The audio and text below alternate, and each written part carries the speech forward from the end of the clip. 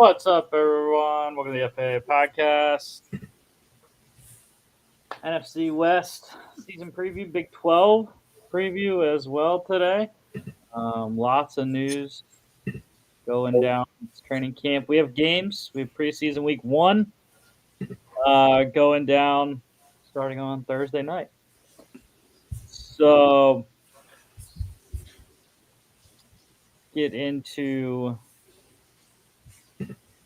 college football news to start. Coaches poll. We get the AP poll next week, next Monday. Excited for that. But we got the coaches poll today. Texas, first time ever at number 1 on the coaches poll.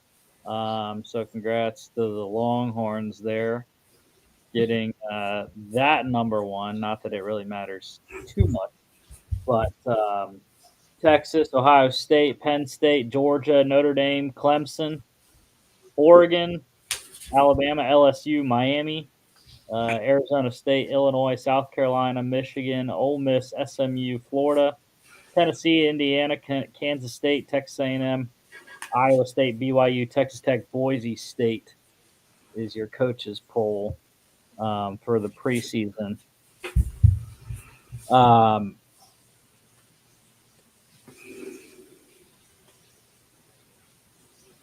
I noted that I think Penn State in the AP poll probably could be 1 or 2. Also, I think Georgia probably down a little bit further. I think they go down to like 6 in the AP. And the only other note I have on that, on my prediction for next Monday, is BYU. BYU should not be ranked. They should not be ranked. Without Jake Retzlaff, I really don't know if they have a chance this year. Right? Without a really good quarterback.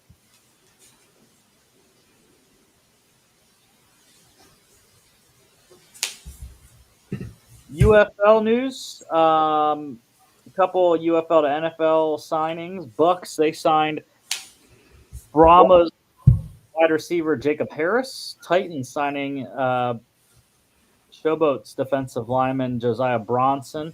49ers signed Stallions edge Bradley Anai. And the Lions keeping Panthers corner DJ Miller in Detroit.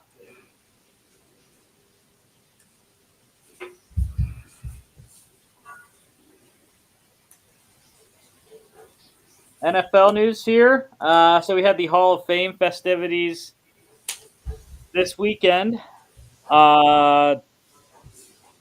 So we have now the 2026 first ballot list here, as we always do every year after Hall of Fame. So it's a pretty good list. I think we might see a bunch of these guys get in. So starting off, Saints QB Drew Brees, Chargers QB Phillip Rivers, 49ers Chiefs QB Alex Smith, 49ers running back Frank Gore, Rams running back Todd Gurley, Eagles running back LaShawn McCoy, Cardinals wide receiver Larry Fitzgerald, Cowboys wide receiver Dez Bryant, Patriots wide receiver Julian Edelman, Cowboys tight end Jason Witten, Panthers tight end Greg Olson, 49ers guard Mike Iupati, Steelers guard David DeCastro, Steelers center Marquise Pouncey, Bengals defensive tackle Geno Atkins, Titans defensive tackle Darrell Casey, Panthers linebacker Thomas Davis, Cowboys linebacker Sean Lee, and Patriots kicker Steven Gostkowski.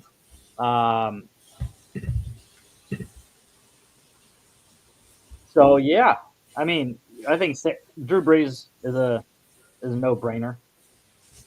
I think based off that list, I think we can get 3. Mm-hmm. Drew Brees, Larry Fitzgerald, and Marquise Pouncey. Honestly, I was about to say the exact same 3 names. I think the only other one where I think there may be an argument, maybe Frank Gore, but I think he has great numbers. I just don't think he has enough excellent individual seasons. I don't think there was ever a time where Frank Gore was the number 1 running back in the league. But you look at his counting stats and you're just like, oh, that's legitimately insane.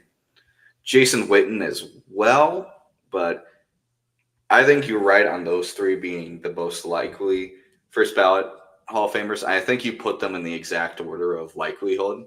Like I think Breeze and Fitzgerald are locks. I think Mm.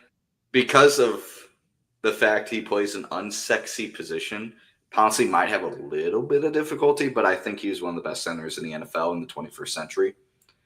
So I think he has a great argument. So I agree. I think those are three first ballot Hall of Famers. And I think also of that list, I think, although I don't think they're going to be first ballot Hall of Famers, I think Rivers, I think Gore, and I think Witten will make the Hall of Fame eventually. And Goskowski maybe. I don't think he has like the Vinatieri like longevity and records, but he has a good amount of Super Bowl rings to his name, so I think he makes it probably off that. So that's what I think of this list so far. Yeah, Gore. It's just he played so long. That's why he has the stats that he does. I mean, he Yeah. played 16 years in the NFL, uh, and But he only the other made half of that argument is you have to be good to play that long. right. Uh, but the issue is he only made one All Pro team, and it wasn't a first team; it was a second team All Pro. He only had 5 Pro Bowls in 16 seasons. He is a member of the 2010s All Decade team, but I don't think that holds much weight when you don't have the All Pros or the Pro Bowls. You look at Jason Witten, 4-time All Pro, 2-time first team, 2-time second team, 11-time Pro Bowler. And he played even longer. He played 17 years. So, Yeah. And then you have Goskowski, 4-time Pro Bowl, 2-time All Pro, all 2010 team, and 3-time Super Bowl champion. Played 15 years. I think he has a good argument. Rivers is such an easy argument. I think Rivers is the best non first ballot Hall of Famer on this list. 8-time Pro Bowler, comeback player of the year.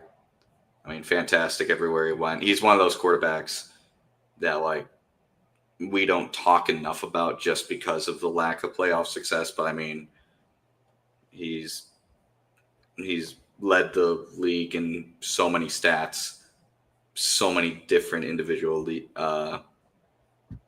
seasons. Like he led the league in fourth quarter comebacks once in his career. Like mhm. he didn't get sacked ever, even one year in his career. He was the lowest sack percentage. You know, he was just absurd. Like he had the best passer rating one year. He had most yards per game one year. I mean, he was consistently over fourth. He went, let's see, 4 years in a row over 4,000 yards. Then missed it in 2012, and then from 2013 till 2020, his final 7 years in the NFL, he never dipped below 4,000. Like the guy was just money. Yeah. His hardest thing is just he got overshadowed by the guys because he played in the same conference as Peyton Manning and Tom Brady for most of his career. That's the hardest thing. That's why he doesn't have any All Pros. Mm-hmm. And he was stuck in San Diego where it wasn't, they had players. I mean, he played with LT in his early years, and he played with Antonio Gates most of his career. They just didn't have the rest of the roster to get anywhere. And then, Peyton comes into the division. And then, the last couple of years when they were in LA, right, he was playing against Patrick Mahomes. So it's like The dude could never buy a break. right. But the thing is so Breeze and Witten, in terms of Pro Football Reference's Hall of Fame monitor, they are both 7th at their positions. Rivers is 15th. Mm. So I agree with you, though, that he'll get in. It's just a matter of when, and it's more than likely not 2026. Mm-hmm. I think another interesting one, I don't know. I'd have to look. But what's Edelman look like? No All Pros, no Pro Bowls. 3-time Super Bowl champ. He would get accolades for his playoff success. 1,400 yards in the playoffs over 19 career playoff games. He only scored 5 touchdowns, interestingly enough, in 19 games. But yeah, it's he's probably way down. Let me see, 115th on the Hall of Fame monitor and on wide receivers. I was interested in Olsen too. He did not have the Pro Bowls or the. He had good stats. He ran over 8,000 receiving yards, but yeah, He's a future member of the Hall of Very Good. I'm interested in. Okay, yeah, Des Bryant doesn't have it either. 1 All Pro, 3 Pro Bowls. He'll get the being my a goodness, Cowboy boost, but I don't think it'll be enough. he's further down the Hall of Fame monitor than Edelman. Yeah, that's good. Edelman's got 3 Super Bowls. yeah.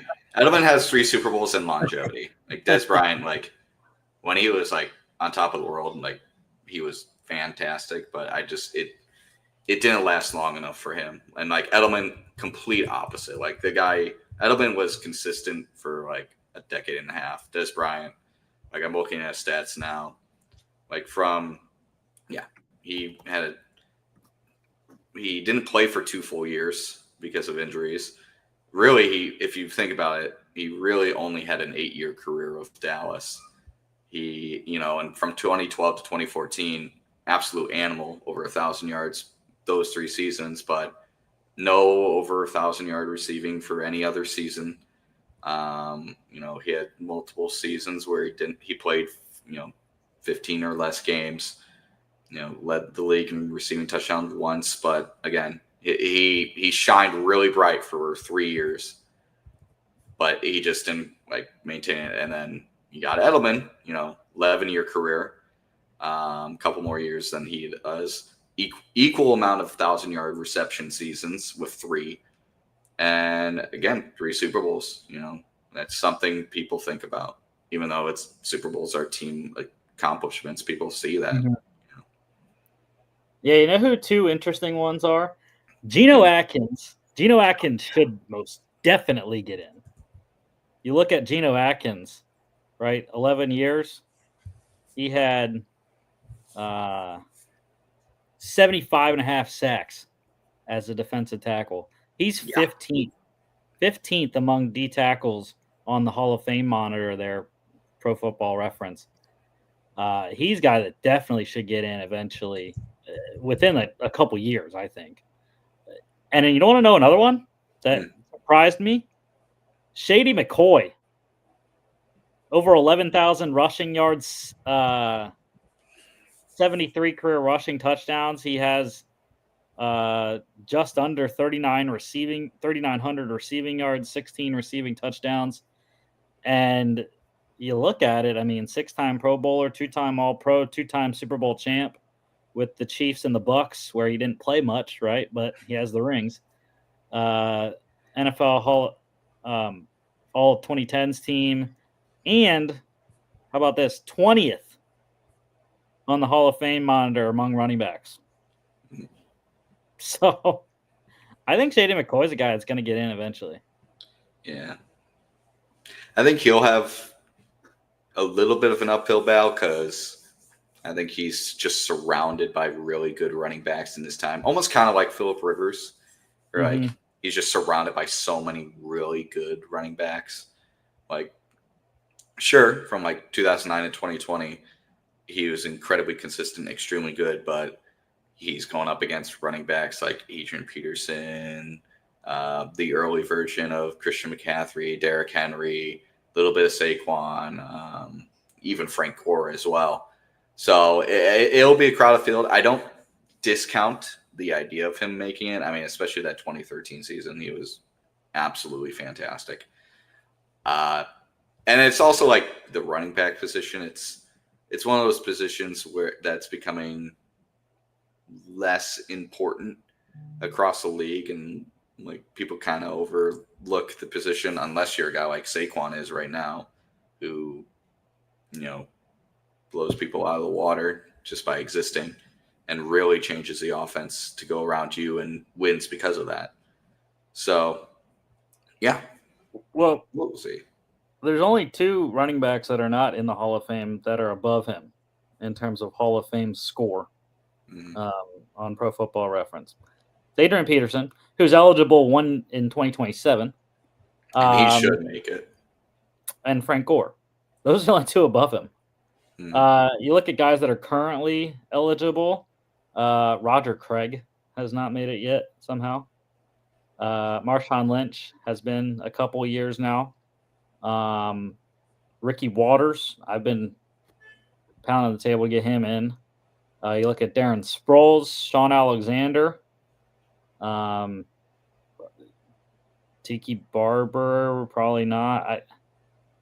You're getting down there then where it's like guys that were good, but probably not good enough, which is interesting. Derrick Henry's way down the list. Very surprised about that. But you look at it, Derrick Henry only has 1 first team All Pro, 5 Pro Bowls, and 6 years as the primary starter for his team. But you think about it, Derrick Henry's only been in the NFL since 2016. Mhm.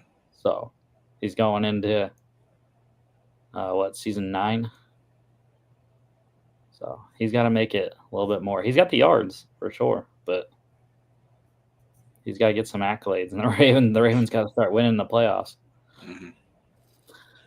All right, enough about that. We talked about that a long time, but Hall of Fame debates are always so fun.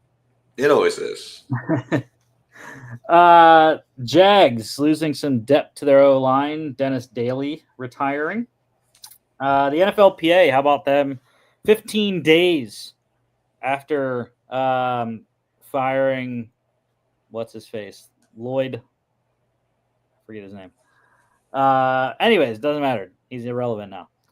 They have selected their David White as their new interim executive director. A little bit of background about David White because I had no clue who the guy was. He's the CEO of 3CG, an executive coaching and strategic consulting firm. Please, Mr. White, hire me. Thank you very much. He is the board chair of the Federal Reserve Bank of San Francisco. He's a lawyer and a Rhodes Scholar. Yeah, so Nice. quite the resume for Mr. White there. All right, IR, a couple moves here. Cowboys placing wide receiver Paris Campbell on IR. The Cardinals, they placed wide receiver Quez Watkins on IR. And the Saints placed offensive lineman Nick Saldivari on IR. Jimmy, can you tell the Tigers to stop sucking, please? No, I actually like when they suck, so I'm going to encourage it. Injuries. The Browns dealing with some QB injuries. So rookie Shador Sanders has shoulder soreness. He was back at practice though today. But then their other rookie, Dylan Gabriel, has hamstring tightness now. So he and Kenny Pickett both sidelined with hamstring injuries, which necessitated, I'll just say this one now, the Browns just signed Snoop Huntley to get an arm for the preseason game because, more than likely Flacco's not going to play. So I think we will probably see a lot of Shore Sanders and a lot of Snoop Huntley when Cleveland plays their first preseason game. The Bills wide receiver Khalil Shakir, he has a high ankle sprain, is out 4 to 5 weeks. So Shakir likely to miss week 1, I would think. Raiders safety Lonnie Johnson Jr. Bad news, he broke his fibula the other day in practice, so he is out quite a while. Patriots wide receiver Kendrick Bourne dealing with a foot injury, and that's big news for him because he is fighting to make the roster. There's a crowded wide receiver position there for New England. 49ers running back Isaac Guerrero out a few weeks with a shoulder injury, and Lions corner Enos Rakestraw Jr. also out a while with a shoulder injury. Couple extensions, big men getting paid. Broncos signing defensive tackle Zach Allen to a 4-year, $102 million extension. $69.5 million guaranteed there for Zach Allen, one of the best interior defensive linemen in the NFL. Gets his bag with the Broncos and a cornerstone for their defense in the middle there. And the Dolphins paying another Zach, defensive tackle Zach Sealer, 3 years, $67.75 million extension, $44 million guaranteed there for Sealer. He is the defense, right, in Miami. There is not a ton of other talent, high-level talent there on that Dolphins defense, but Sealer's the guy. They got him. They got Chop Robinson, Bradley Chubb. They got some edge rushers as well that have had some injury issues, but Sealer's been the consistent guy. His buddy Christian Wilkins moved on. That'd be interesting to see if the Dolphins bring Wilkins back once he's healthy. But,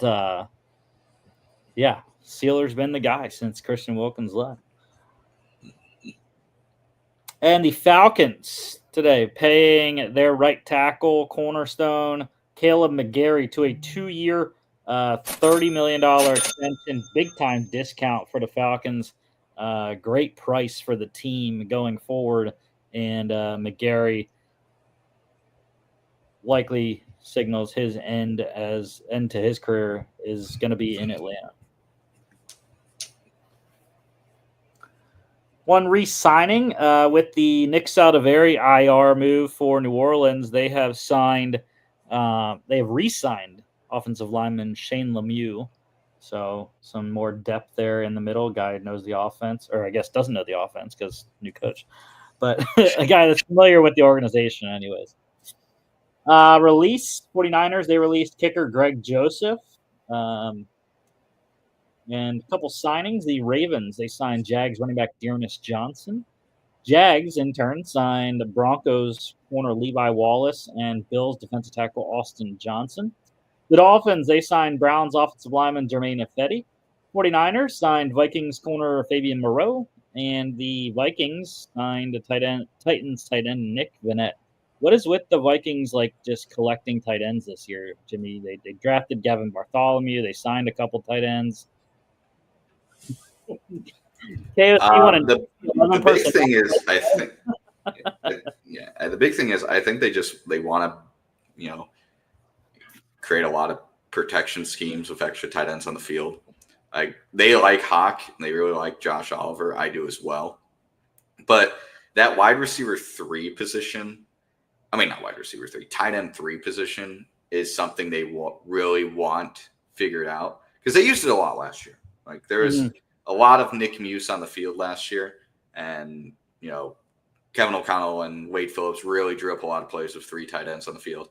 So having after losing Nick Muse in the offseason, I think their big thing is okay, we gotta really shore up this third tight end position and give it some competition. I like Vanette too. This guy has been there for been there, done that.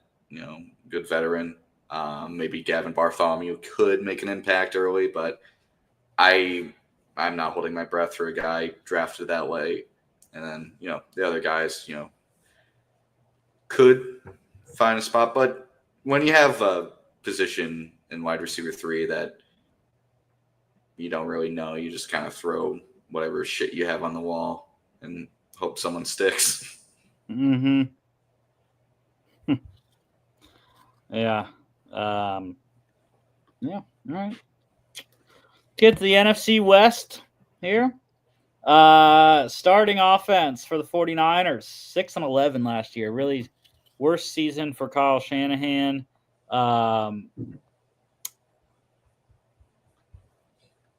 QB's Brock Purdy, running backs Christian McCaffrey. Got CMC Panthers jersey on.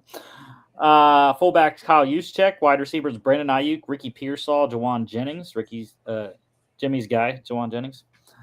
Tight ends George Kittle,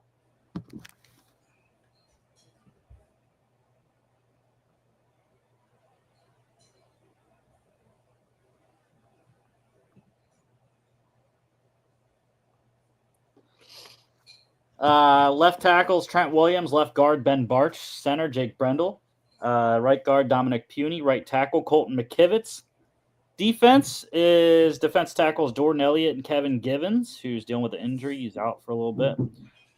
Defensive ends Nick Bosa, Michael Williams, go Dogs. Linebackers D. Winters and Fred Warner. Corners Renardo Green, Diamador Lenore. Nickel is, I was surprised, rookie Upton Stout is listed as the starting nickel on our lads. Good for the kid. Yeah, I was shocked when I saw that. Strong safeties Richie Grant, free safeties Jason Pinnock, 2 new guys to San Fran. Special teams punter Thomas Morstead, who Saleh brought in from the Jets with him. Kicker Jake Moody. Long snappers John Weeks, new addition from Houston. Punt returners wide receiver Jacob Cowing. Kick returners running back Patrick Taylor Jr. So it's a lot of new faces for San Francisco. They did not have, like I said, the best luck or season last year, I guess.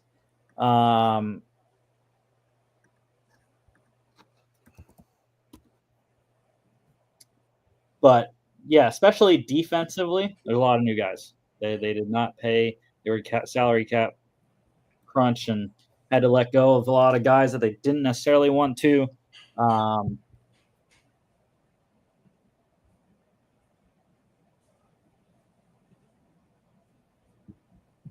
yeah, a lot of new guys. Can CMC stay healthy?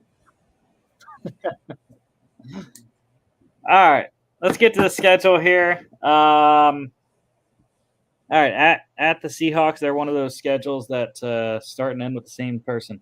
At the Seahawks, I am going to say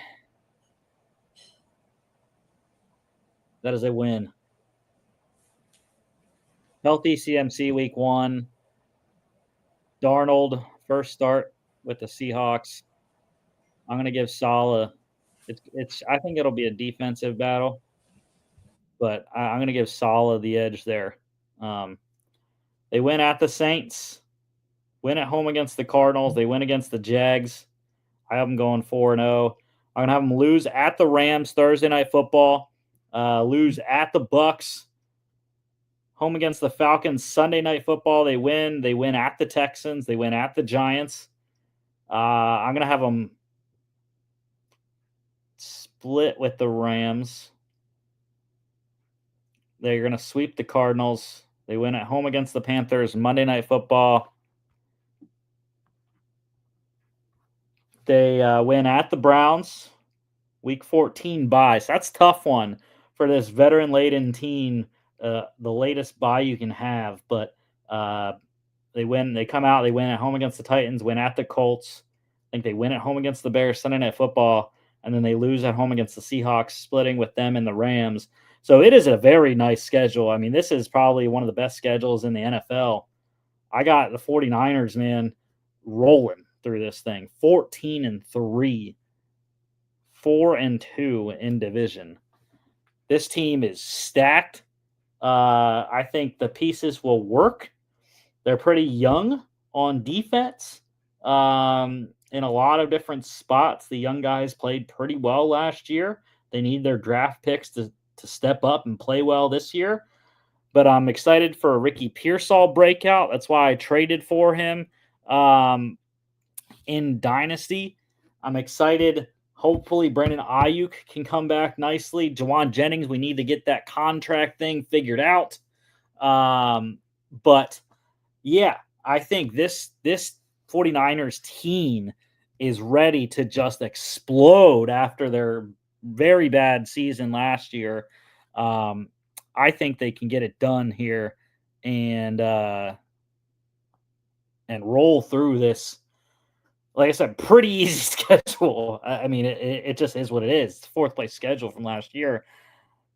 Their hardest non-division games, at the Bucks. That's it.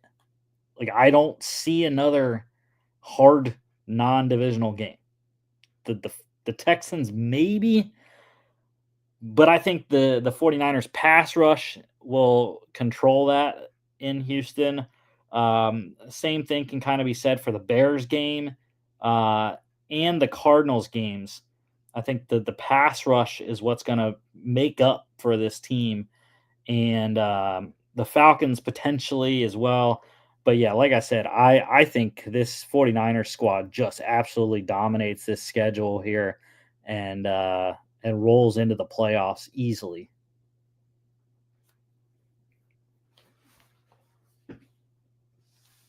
Jimmy's got the 49ers at 11-6, 3-3 in division for him.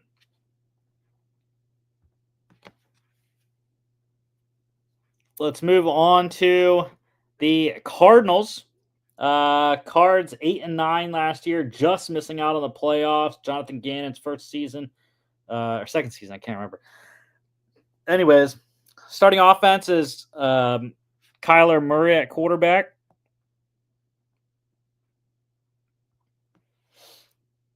They got James Conner at running back, wide receivers Marvin Harrison Jr., Michael Wilson, Greg Dortch. Tight end is Trey McBride. Left tackle Paris Johnson Jr., left guard Evan Brown, center Hjalte Froholt, right guards Isaiah Adams, right tackle is Jonah Williams. Defensively, nose tackle Dalvin Tomlinson, defensive ends Calais Campbell and Darius Robinson, outside linebackers Baron Browning and Josh Sweat, inside linebackers Akeem Davis-Gaither, Mac Wilson Sr., corners Will Johnson, Max Melton. Nickel is Garrett Williams. Strong safety is Jalen Thompson. Free safety is Buda Baker. Special teams, punter Blake Gillikin. Kicker is Chad Ryland. Long snappers Aaron Brewer. Your punt returner is wide receiver Greg Dortch. Your kick returner is running back DJ Dallas. So I'm not a big fan of this Cardinals roster. They didn't do enough offensively in the offseason for me. I thought they needed to add significantly at the wide receiver 2 position to help Marvin Harrison Jr. They didn't add anything really. The offensive line is okay, but I think it's mid-pack at best.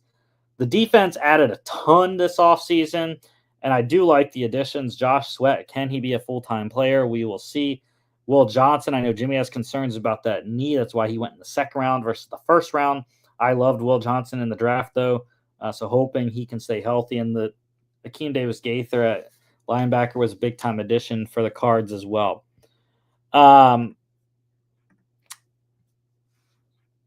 Schedule at the Saints week 1. I think the Cardinals can win that one.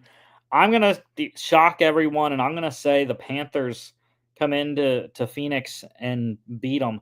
An early statement from Carolina. They get swept by the 49ers, I said, so lose that one. I'm going to have them lose at home against the Seahawks Thursday Night Football. They're going to win at home against the Titans, win at the Colts, lose at home against the Packers, week 8 bye. They're going to lose at the Cowboys Monday Night Football.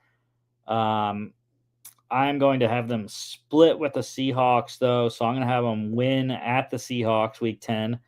They get swept by 49ers, so lose at home against San Francisco.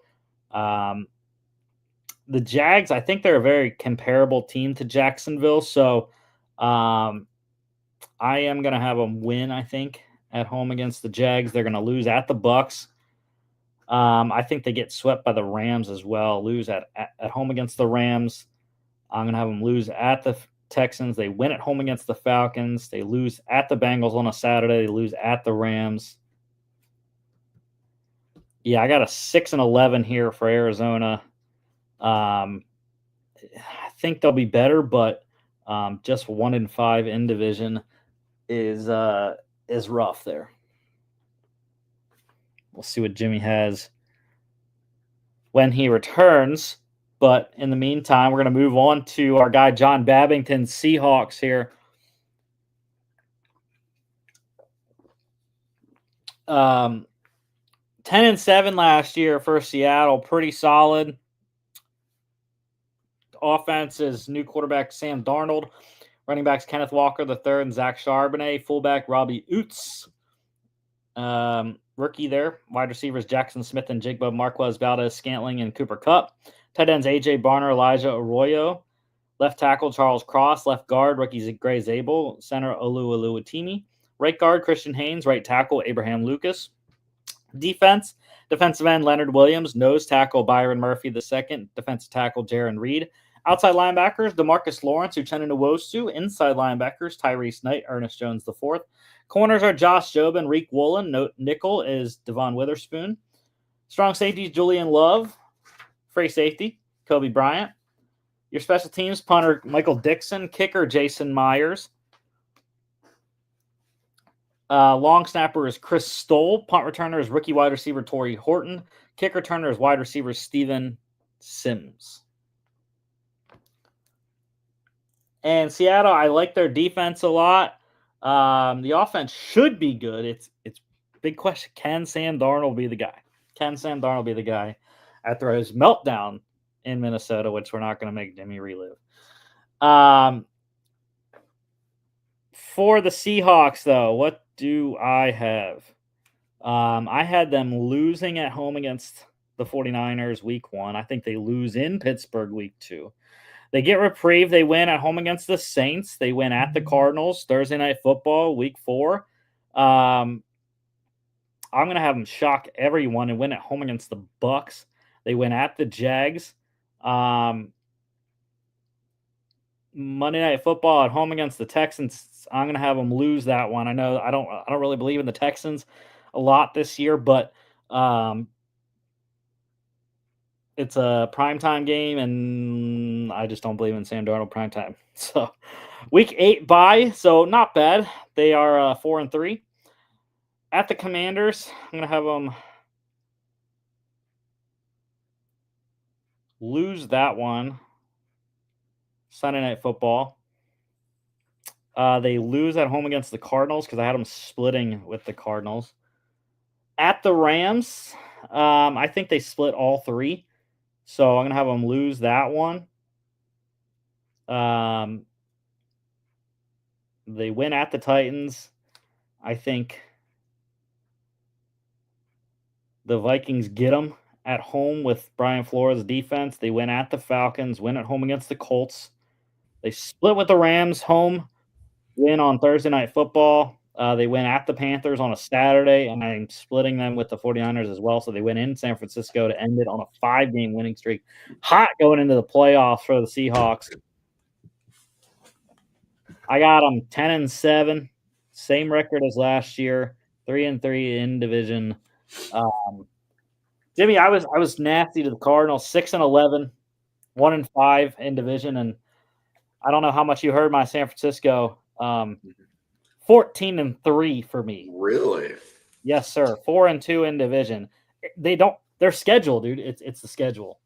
Like I mentioned, they don't have anyone that scares me on the schedule outside of the division, other than the Tampa Bay trip. They go to Tampa. I have them losing that. That's their only non-divisional loss that I have. The other ones that maybe could,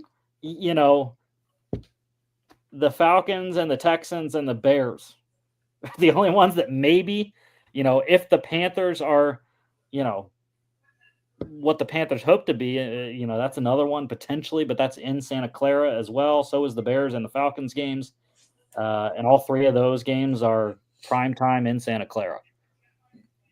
They're at Houston, but again, I'm not scared about a ton of people on their schedule. So yeah, 14-3, 4-2 for me. And like I said, Cardinals 6-11, 1-5. What do you got for Arizona?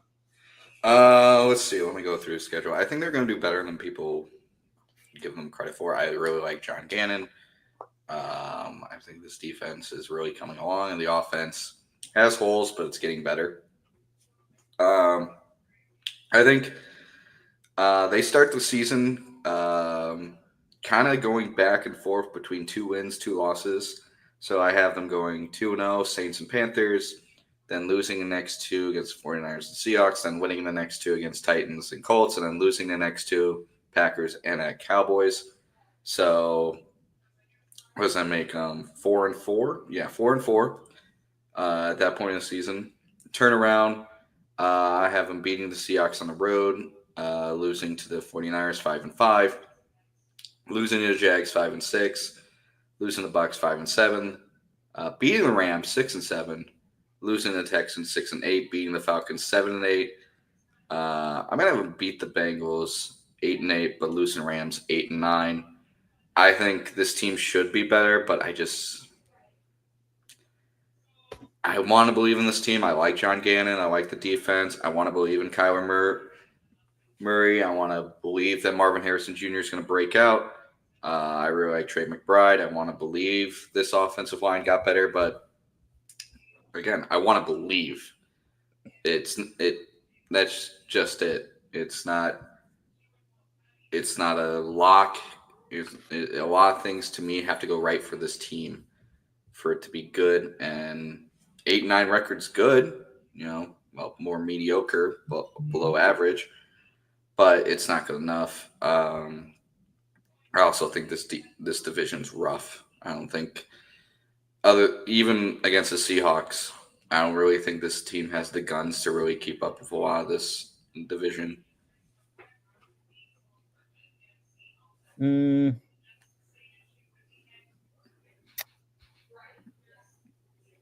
Yeah. So what did you have in division there? Let's see. 02, 03, 13, 14, 2-4. Gotcha. Yep, a little nicer than me. What about the Seahawks? I do have them winning week 1 against the 49ers. Losing the Steelers, beating the Saints, and beating the Cardinals, so that's 3-1. Losing the Bucks 3-2, beating the Jags 4-2, beating the Texans 5-2, losing Commanders 5-3. Did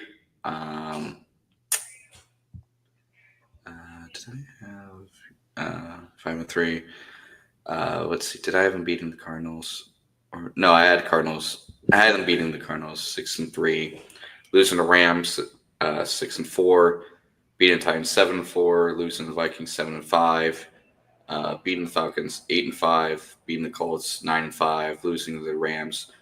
What was that? 9-6. Then I have them beat the Panthers 10-6, losing the 49ers 10-7. I think that game might be for the division. So 10-7, I believe that's 1-0. Hold on. 1-0, 2-0,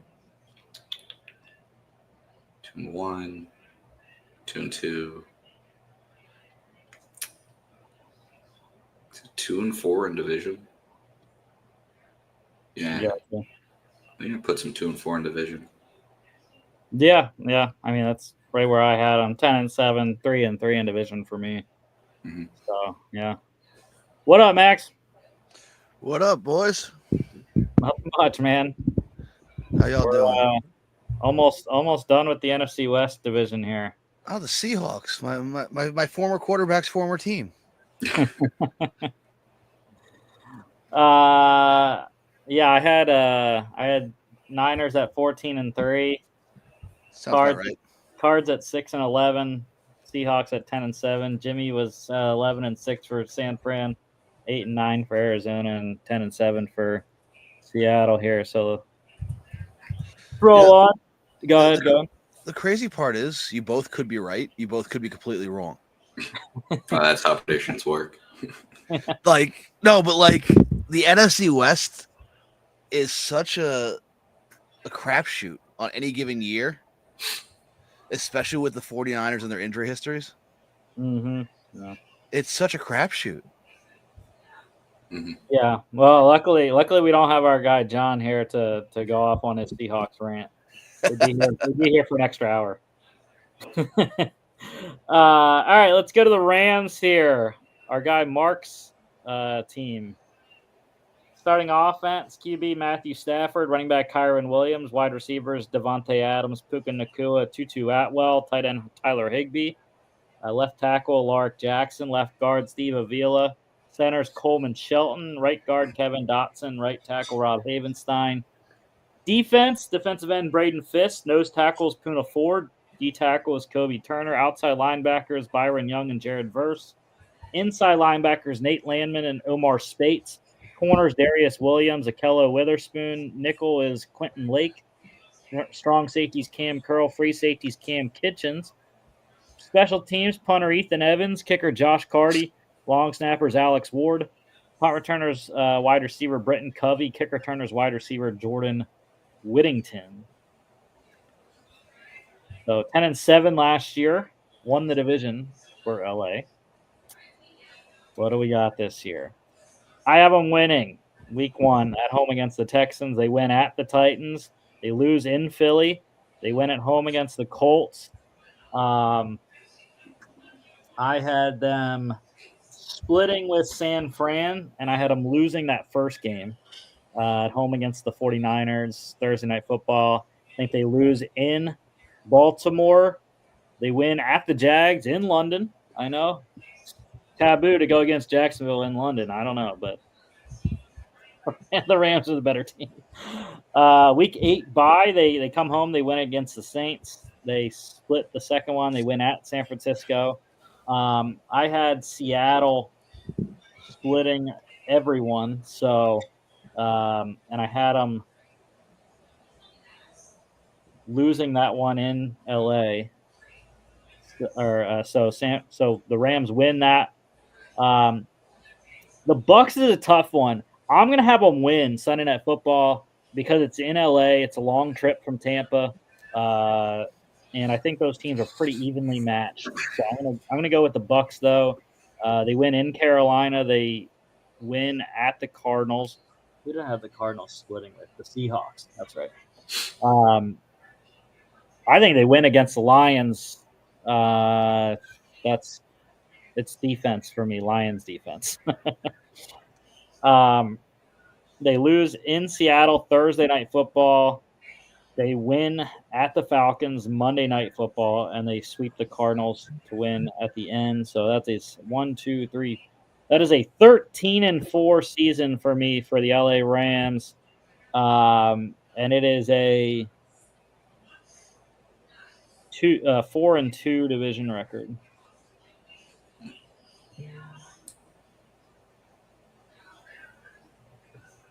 What you got? Yeah, that's pretty good. Let's see. I still think this team is strong, and I think this is gonna maybe not be the last. Maybe if it's not the last year of Matt Stafford, maybe like the last year where this team goes, oh, this is the last chance we could really hit the window with every one of these guys before young guys have to get paid and old guys have to either be moved or start retiring. Win first 2, Texans, Titans, lose to the Eagles. Win the next 2, 4-1, lose to the Ravens, but beat the Jags. So that brings them 5-2 going into bye. 6-2 after the Saints. 6-3 after the 49ers. Trying to remember how I had Seattle doing. I don't think I had Seattle. You had the Seahawks going 2-4 in division. I'm trying to remember who I had them beat. I think I had them at least once. Yeah. But anyway, I think they. Where am I now? 6-3. Week 11, Seahawks. I think they win 7-3. Buccaneers Sunday Night Football. It's gonna be a tough one, but I'll have them win 8-3. Beat the Panthers 9-3. I actually have them losing on the road. I think that matches up what I had with the with Arizona's record, so 9-4. I'll have them. I think I had them beating Detroit when we did the NFC North, and I'll have them winning here. Is that 10-4? Yeah, it's 10-4. I had Seattle winning this week, so I'll have them lose here 10-5, but win out the rest of the way, win the division at 12-5. And I believe that puts them at 4-2 in division, losing to the 40. No. Yeah, they would well, someone's got to be. What am I missing? 5, 7. You I have really seven, should start writing you, this you stuff have down. you have 7 and 11 in the division right now. You have 2 2-4s and 1 3-3, and I don't think you can. It would have to be 5-1 in division. I see. If that's the case, I think they only lose to the 49ers week 10. So let's go back there. That would make 13-4. 13-4. Yeah. 13-4, I think, works for them. Just like I think this team's really strong. It's really young on the defensive side, especially on the line. I really like their defensive line. I think it's scarier than a lot of people give it credit for, especially given how young the team is. I mean, Turner, Fisk, Ford, and then Verse and Byron Young, like that's scary up front. yeah, I think the biggest weakness here is that linebacking core. Now, don't get me wrong. I really love Nate Landman and Omar Spates, 2 very underrated players, 2 undrafted players. But you look, they really don't have to face a lot of quality tight ends. You know, you got Dallas Goedert in week 3. You got Tyler Warren in week 4. Of course, George Kittle twice. Isaiah Likely and Mark Andrews. You know, who knows what the Seahawks tight end situation is. Elijah Arroyo going to take that position or not? I'm not that scared of Kate Otten with the Bucks. Obviously, you got Trey McBride twice. You got Laporta against the Lions. I'm not scared of Kyle Pitts because he hasn't done shit since rookie year. So You mean first round fantasy draft pick Kyle Pitts? Dude, I believe in him this year. This is his year. I guess I was kind of wrong. It's about half the schedule has quality tight ends. But well, there's that 4-week stretch early on too. Right. Yeah. From week 3 to 6. Yeah. But I do think the safeties that they have will do well enough to help the Cam backfield there. Cam Curl, Cam Kinchins, I think, are very good players. So I think they'll definitely help out the linebackers in coverage. How many receiving yards is Saquon going to go for in week 3? That's what I want to know. Total is, I think, going to be set at about 35. All right, so to recap here, I have the 49ers winning the division at 14-3. Jamie's got the Rams at 13-4. I have the Rams in second place at 13-4.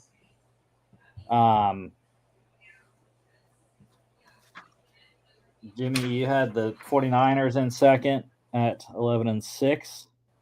We both were on Seattle in third at 10-7. So we have 3 probably playoff teams from the NFC West. Who knows? You never know if it's one of those years where it's weird and a 10-7 misses the playoffs. Sorry, Max. 10-6. Ryan Fitzpatrick. Listen, I went to get my mom a slice of pizza tonight, and I was wearing my Mets hat, right? And the guy goes, "Oh, he's wearing a Mets hat. Charge him double." I go, "Yeah, but do I get a long-suffering Jets fan discount?"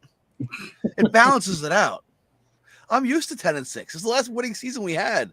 I remember it fondly. You know why? I didn't watch that last game. I was at the Knicks game. Ryan Fitzpatrick. I had my back to the TV for those interceptions. To me, that was a 10-5 season. All right. Let's get to I forgot that was on there. We're going to preview those at the end. I will probably, because no one will be awake to preview them. But Jimmy's probably going to leave because we're going to the Big 12 season preview. Jimmy knows nothing about college football. He should start learning. Whoa, hey. I know a bit. I don't have time to keep up with news, so I can't accurately be like, oh yeah, this team's going to make a huge jump this year. That's why I do these previews. It's why I write all this stuff down for you, Jimmy. Horns down. I do forever. enough reading at That's all you work. gotta know. Horns down forever. That's all you gotta know. All right. Well, they're not in the conference anymore, so you're good. Still, it's always See you, horns Jens. down. Anyways, starting from the bottom, Oklahoma State, an odd year for Coach Gundy last year, 3-9. How about 0-9? That is rough in the Big 12. Well, don't forget, Ollie Gordon was suspended, and he wasn't himself last year. Yeah, there's really nothing that Gundy could do at that point. Trying to find where I had it.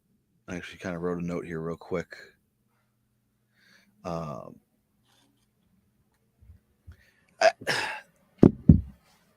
It was one of those years where every coach has a down year. And Gundy's going to have those years. He's very much an all or nothing coach in league. He's either going to go for it and hit, or he's going to end up having a season like this. Yeah. And don't get me wrong, he's a great coach. I love Mike Gundy. I hate having to play against his teams. Great coach, though. I think it was an anomaly. I really do. Yeah.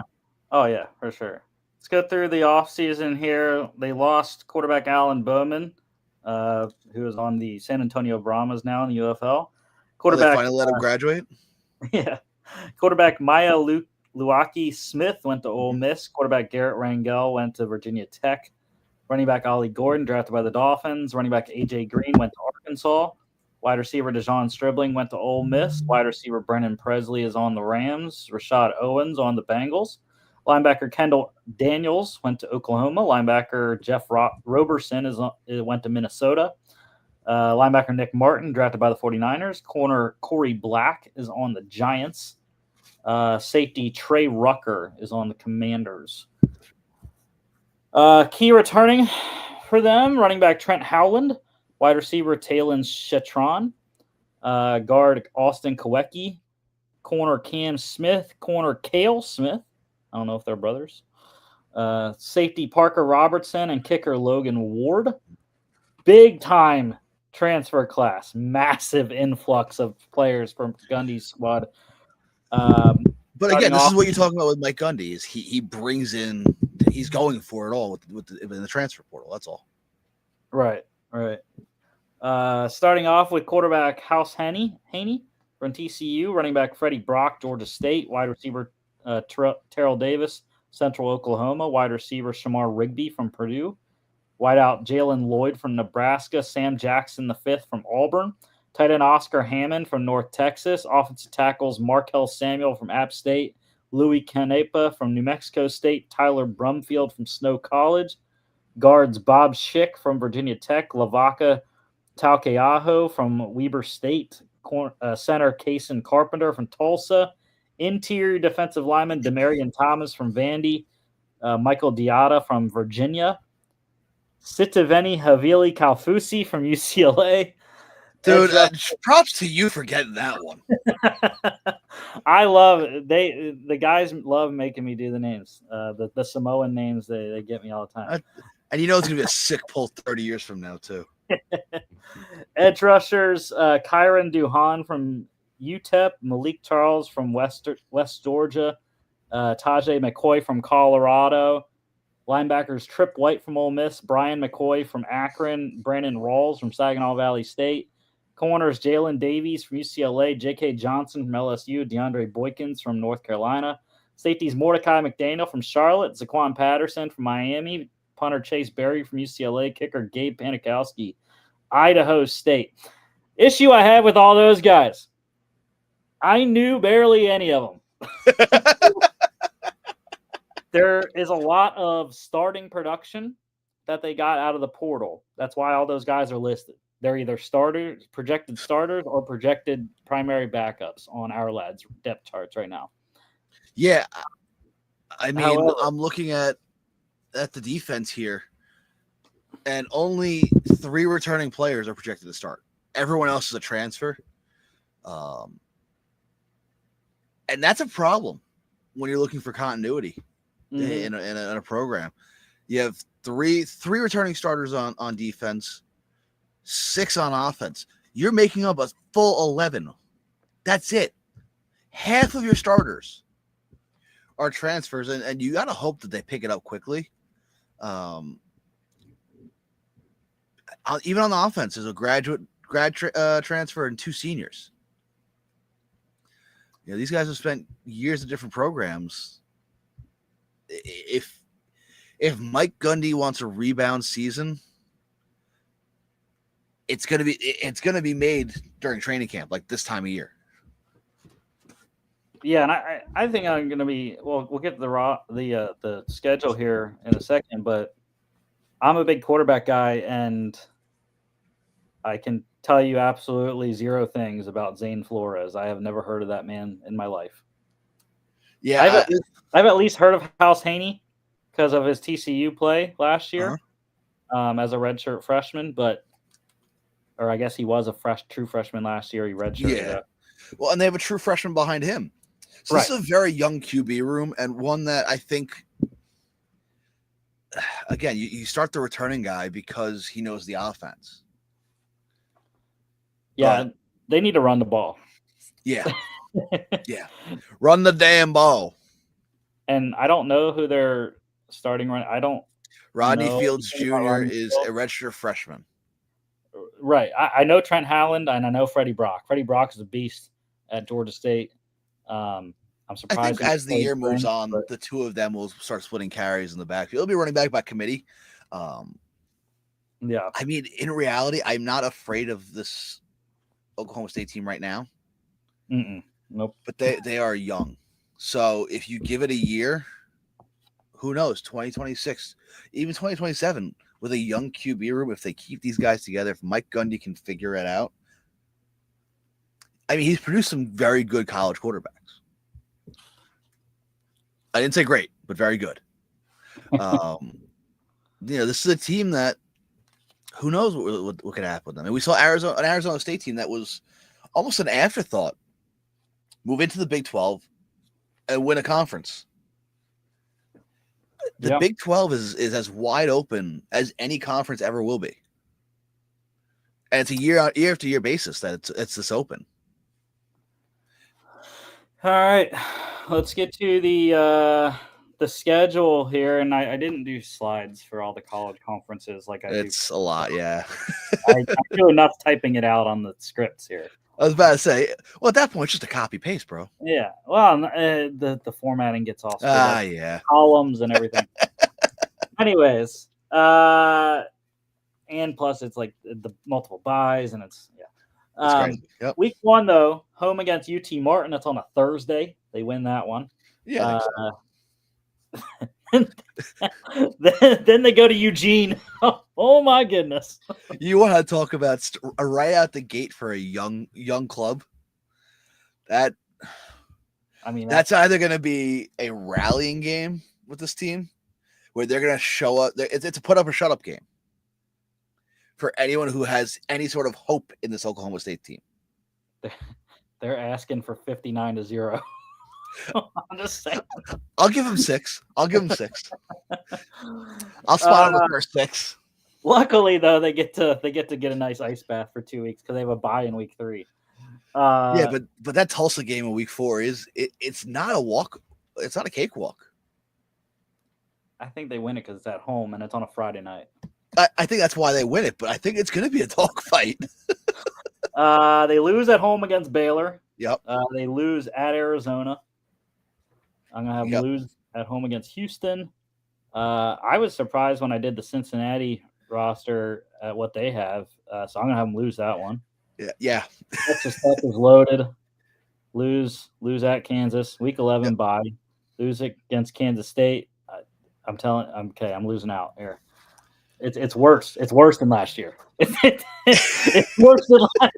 It's 2-10. I got them 2-10, and that's another 0-9 in conference.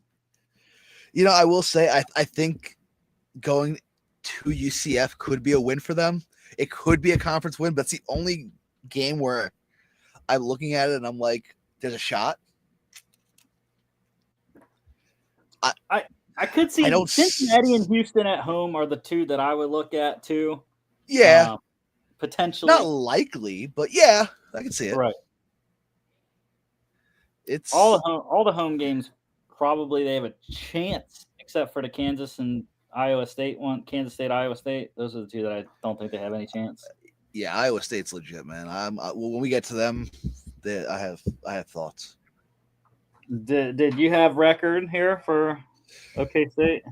Ugly. just ugly. I'll double down on 3-9, 1-9, 1-8 in conference. I'll do it. I'll give them the one win. Okay.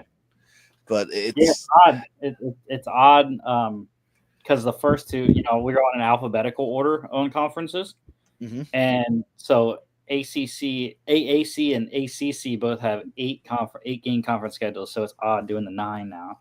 I got to get into it. It's gotta love the Big 12. It's absolute chaos, no matter what sport it is. All right, on to the Arizona Wildcats. A surprising, I think, 4-8 last year, 2-7. I was looking for more with Tetro McMillan and Noah Fafita.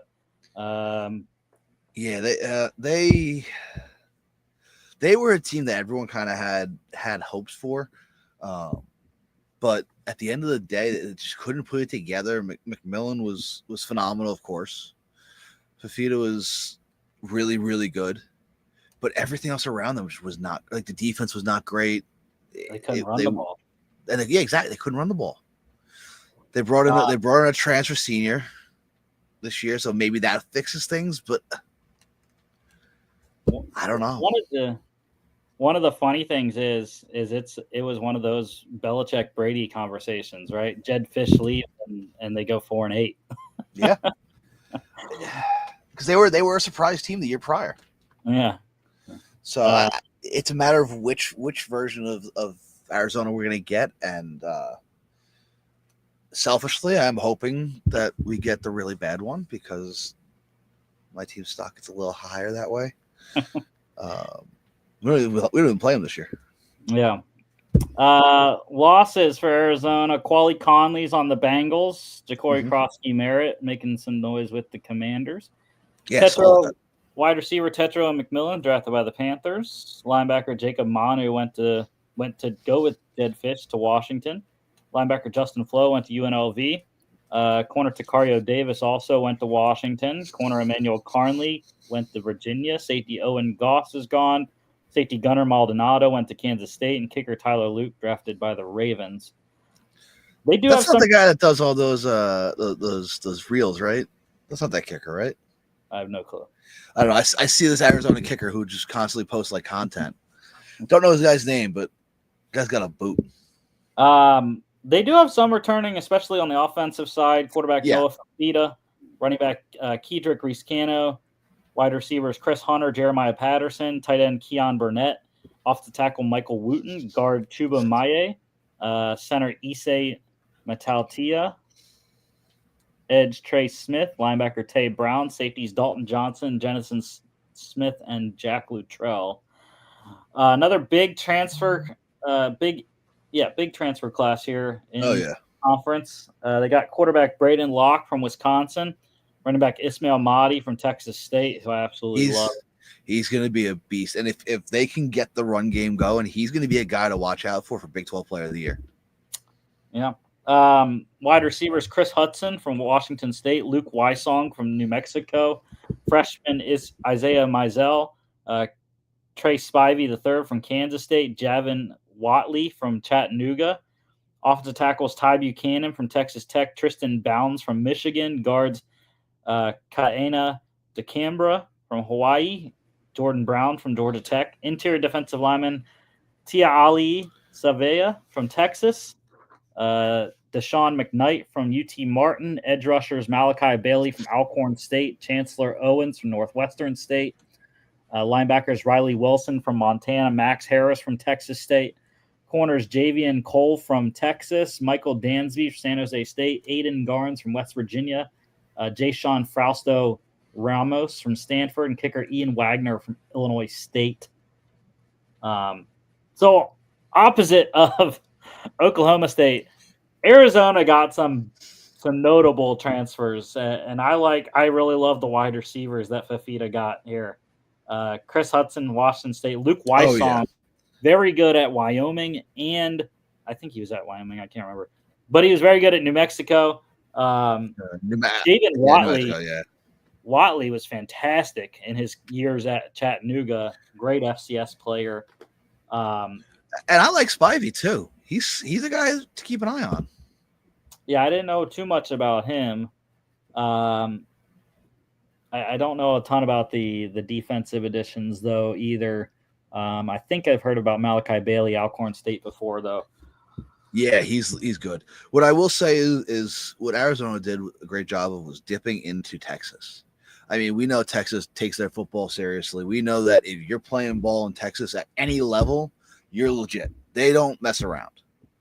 So they found some dogs in Texas. And they, listen, at the end of the day, you're going to find dogs all over the country. It's who's got the exposure. But if I remember correctly, correct me if I'm wrong here, Texas State had a very good year last year. Oh, yeah. DJ Kinney has had great seasons. I think he's been there 2 years so far. Yeah. They have, 2 or 3 guys that came from Texas State? 2, yeah. I mean, that program is producing transfers and guys that are impact players at the FCS level. Yeah. Let's have about to step up. All right, let's get to the schedule here. And I have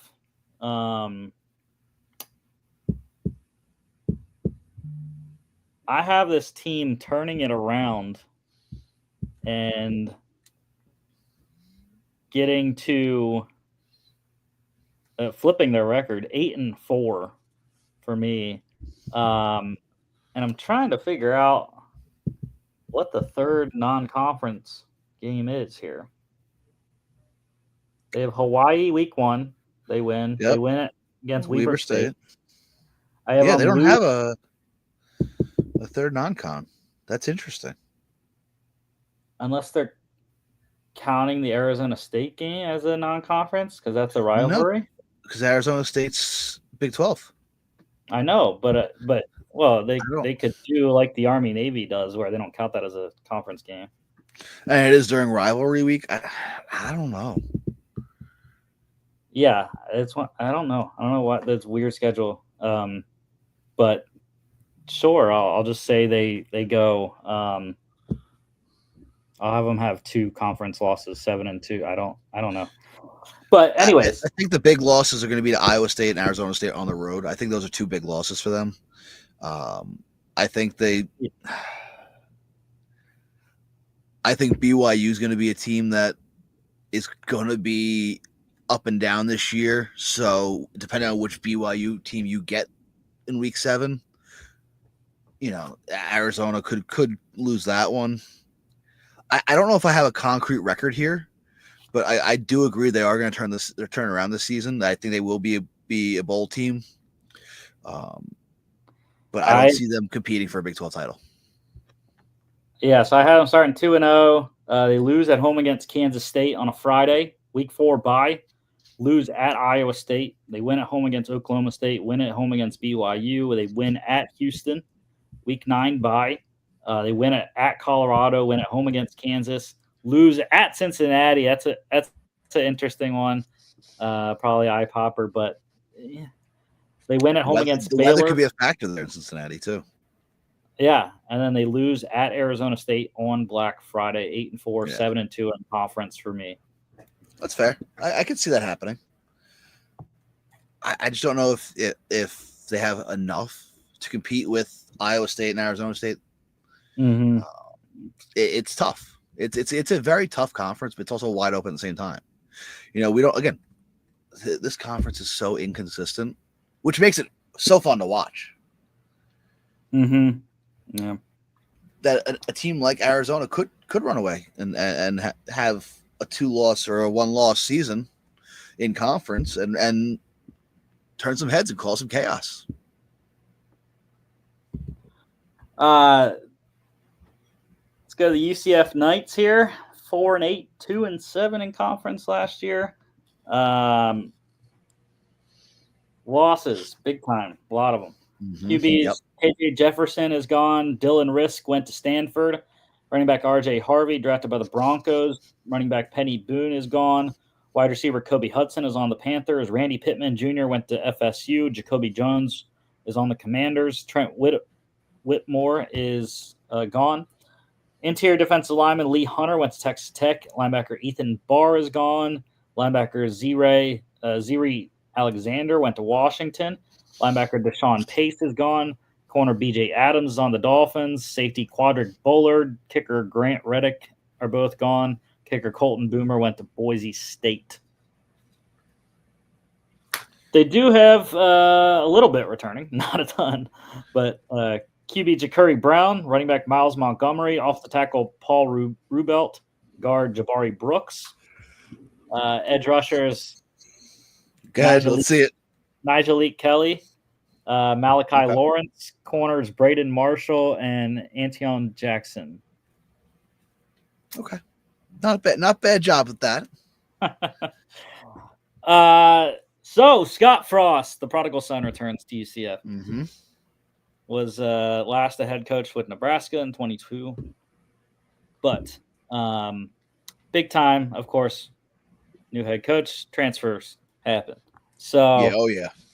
QB Taven Jackson comes in from Indiana, running back Jaden Nixon from Western Michigan, wide receivers Chris Demerkant from Chattanooga, DJ Black from Limestone College, Dwayne Thomas Jr. from Charlotte, freshman Waden Charles, Marcus Burke from Florida, tight end Dylan Wade from Maryland, off the tackles Preston Cushman from Ole Miss, Owen Spell from Limestone College, Connor Meadows from Tennessee State, guard, he's guard, Memelar from Washington, center Carter Miller from ULM, interior defensive lineman Horace Lockett from Georgia Tech, RJ Jackson Jr. from Tulsa, edge Sincere Edwards from Pitt, linebackers Lewis Carter from Oklahoma, Kelly Lawson from Virginia Tech, Jaden McDonald from Virginia Tech, Cole Kozlowski from Colgate, corners Jaden Bellamy from Syracuse, Isaiah Reed from Brown, DJ Bell from Memphis, safeties Philip Dunham from FAU,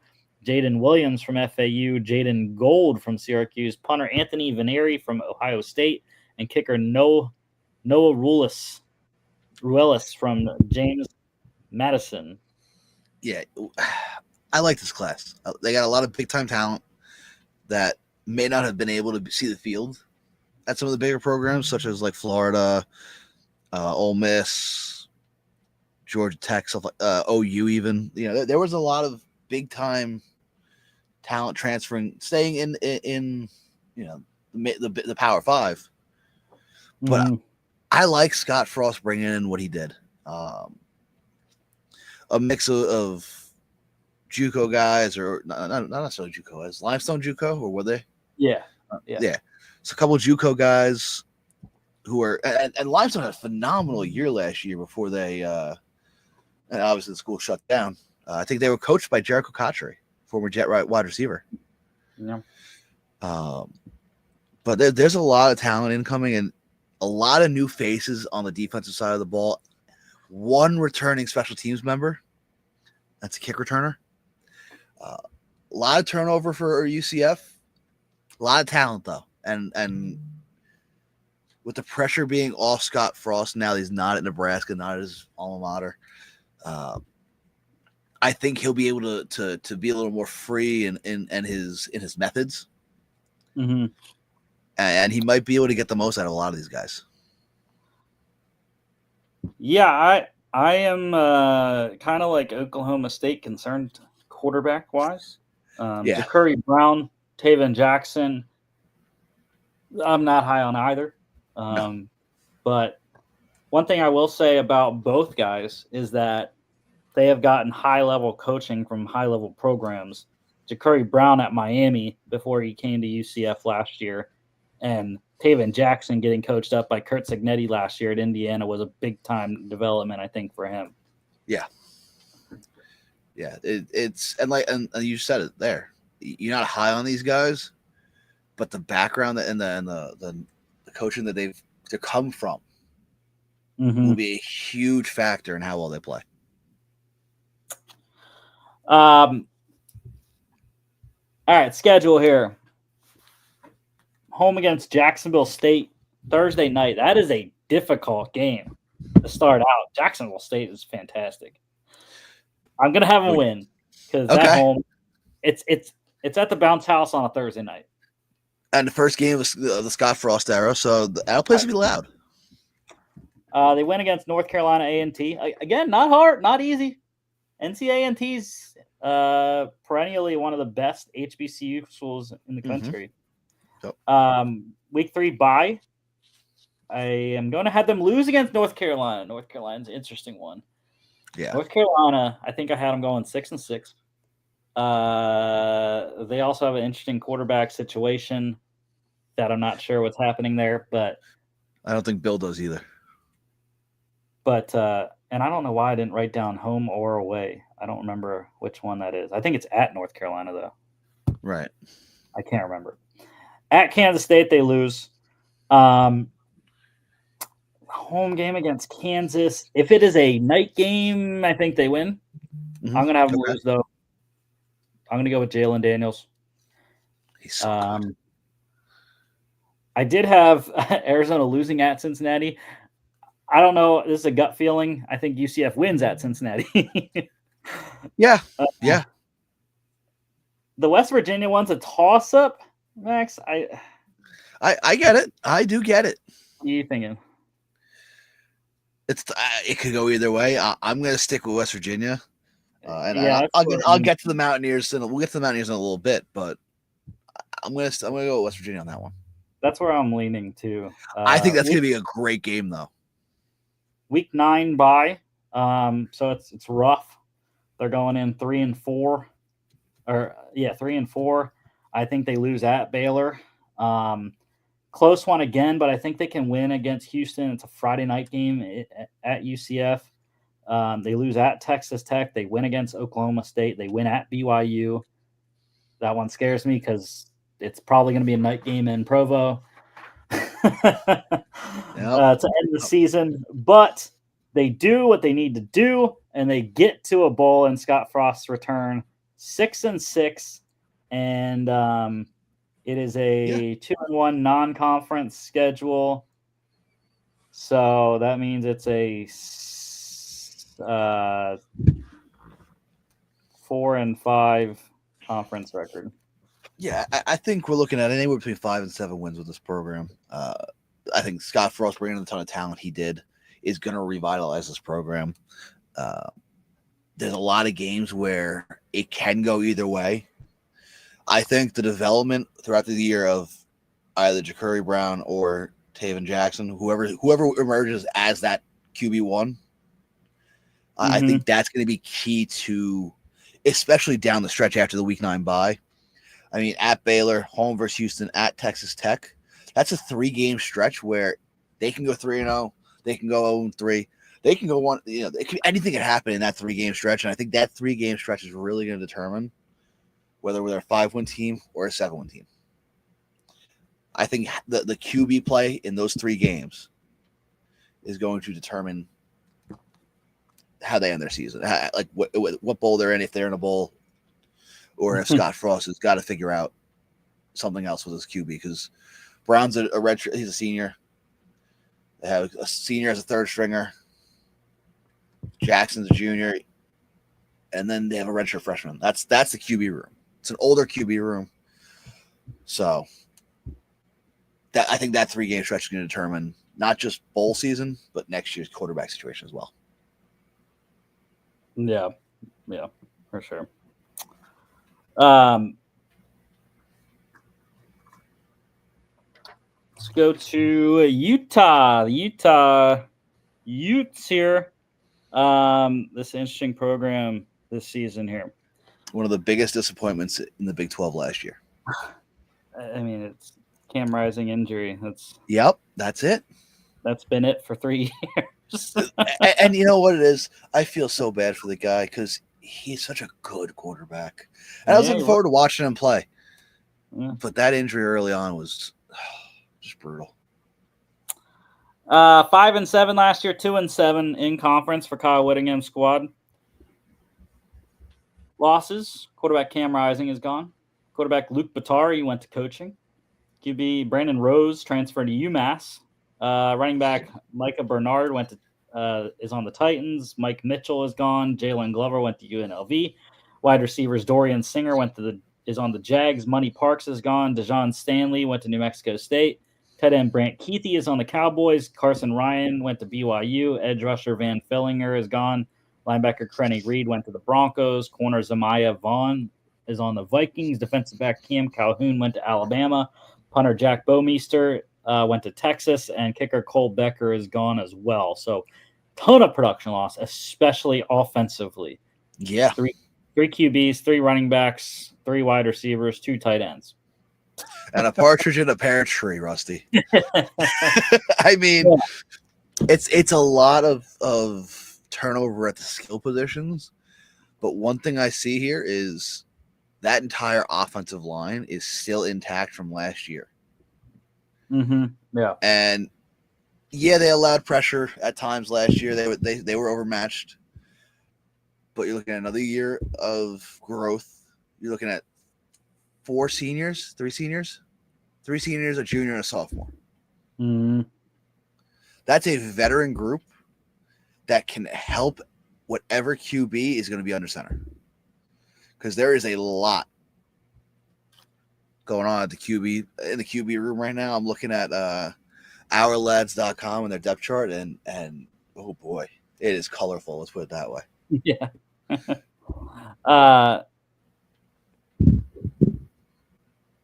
Returning QB Isaac Wilson, offensive tackles Caleb Lomu and Spencer Fano, 2 top level tackles for the draft next year. Guards Tanoa Togiai, Michael Mukofisi, center Jaron Kump, linebacker Lander Barton, who I absolutely love, stud. Corner Smith Snowden, Elijah Davis, safety Tal Johnson, also a stud. Yeah, this defense is the returning talent is phenomenal, and with Utah being able to keep that talent from going elsewhere in the portal, or it speaks to the culture that Whittingham's building. Mm-hmm. Yep. And I think the defense will be the key this year. Only one guy that's projected to start is not a returning player. And I think that, again, I talked about it with the offensive line. It's the same thing with the defense. The continuity, the togetherness. It's scary for a team, especially with as talented as Utah. Mm-hmm. Transfer class, not a big one, but impactful for sure. I think it's going to be, especially offensively. QB Devin Dampier from New Mexico. Running backs Wayshawn Parker from Washington State and Nicorey Rogers from New Mexico. Wide receivers Tobias Merriweather from Cal. Larry Simmons from Southern Miss. Ryan Davis from New Mexico. Creed Whitmore from Mississippi State. Freshman defensive tackle Carson Kalfusi. Freshman linebacker Cyrus Polu. Corners Blake Cotton from UC Davis. Rock Caldwell from Garden City Community College. Don Saunders from Texas A&M. Jalen Mosen from Furman. Punter Orion Phillips from Missouri. And freshman kicker Dylan Curtis. I have a bet on Dampier to win the Heisman. Do you really? I do. It went off on. I was saying, what kind of odds you got there? Jeez. It was July 4th, 80-1, plus 8,000.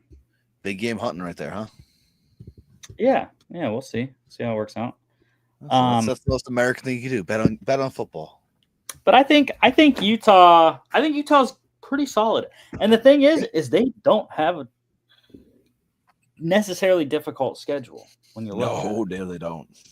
Week 1 at UCLA. Look, I haven't gotten into UCLA, so I have no clue what's going to happen in Cali. I think Utah defensively wins that one. That's going to be a defensive showdown for sure. Yeah. Win against Cal Poly. They win at Wyoming.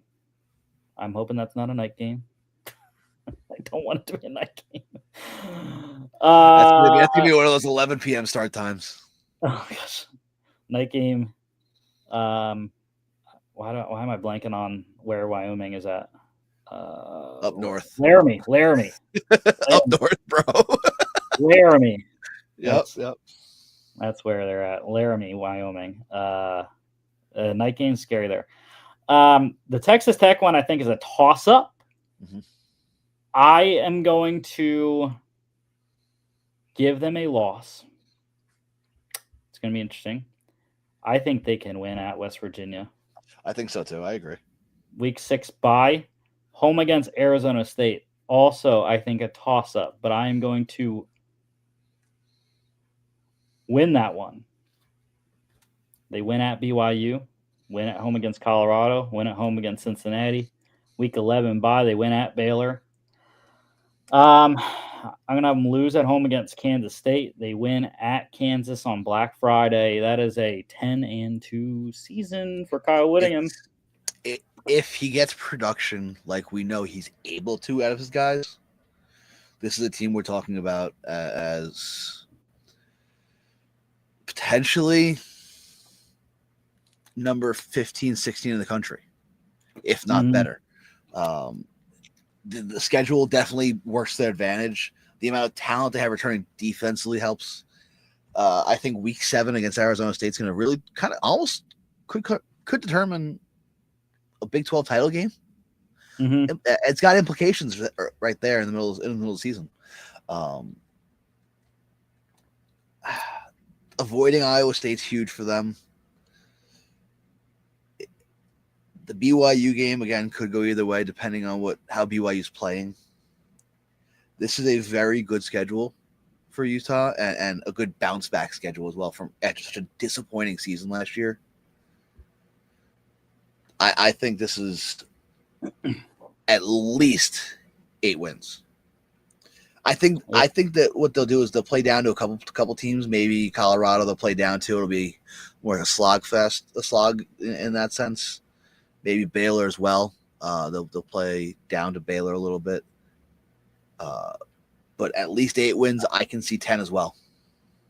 I can already see it. Me just yelling at the TV, laptop, or phone, whichever one I have the game on, at BYU. It's going to be a damn 11 p.m. kickoff in Provo. Yep. And it's going to be worth the watch.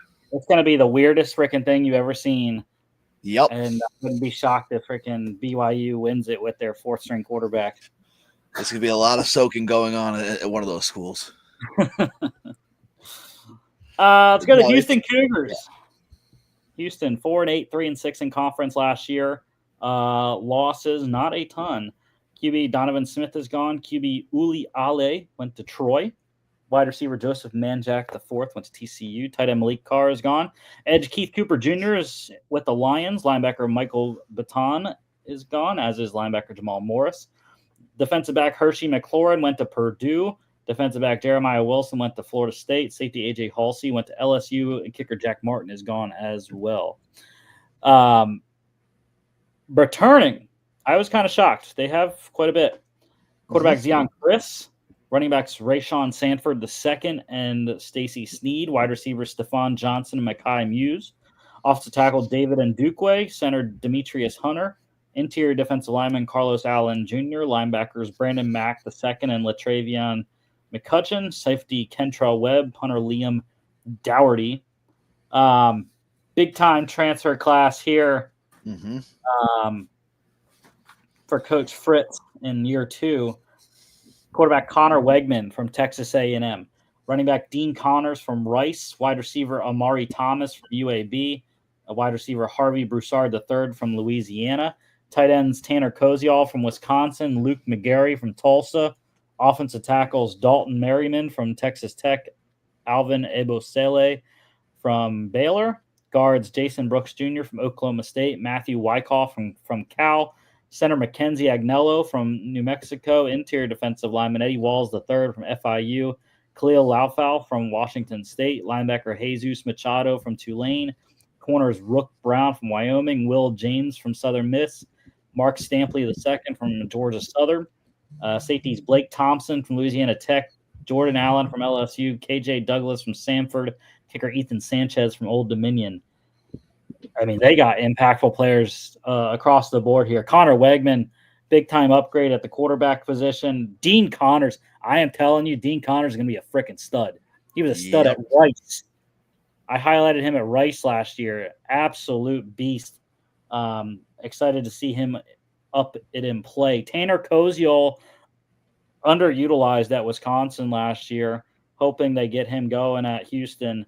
And then defensively, Jesus Machado is a defensive player of the year candidate, I think, for the Big 12, because he was awesome at Tulane the last couple of years. And Ethan Sanchez, even Old Dominion kicker, really good as well. There's a ton of talent here. It's annoying, but there's a ton of talent. and I like Willie Fritz. Yeah, he's a really good coach. Hard not to like him. It really is. Yeah, well, we'll see what the jump can be in year 2 here. 4-8 in year 1. So, like I said, with the transfers, let's see what we got. Win at home, week 1. Stephen F. Austin comes in on a Thursday.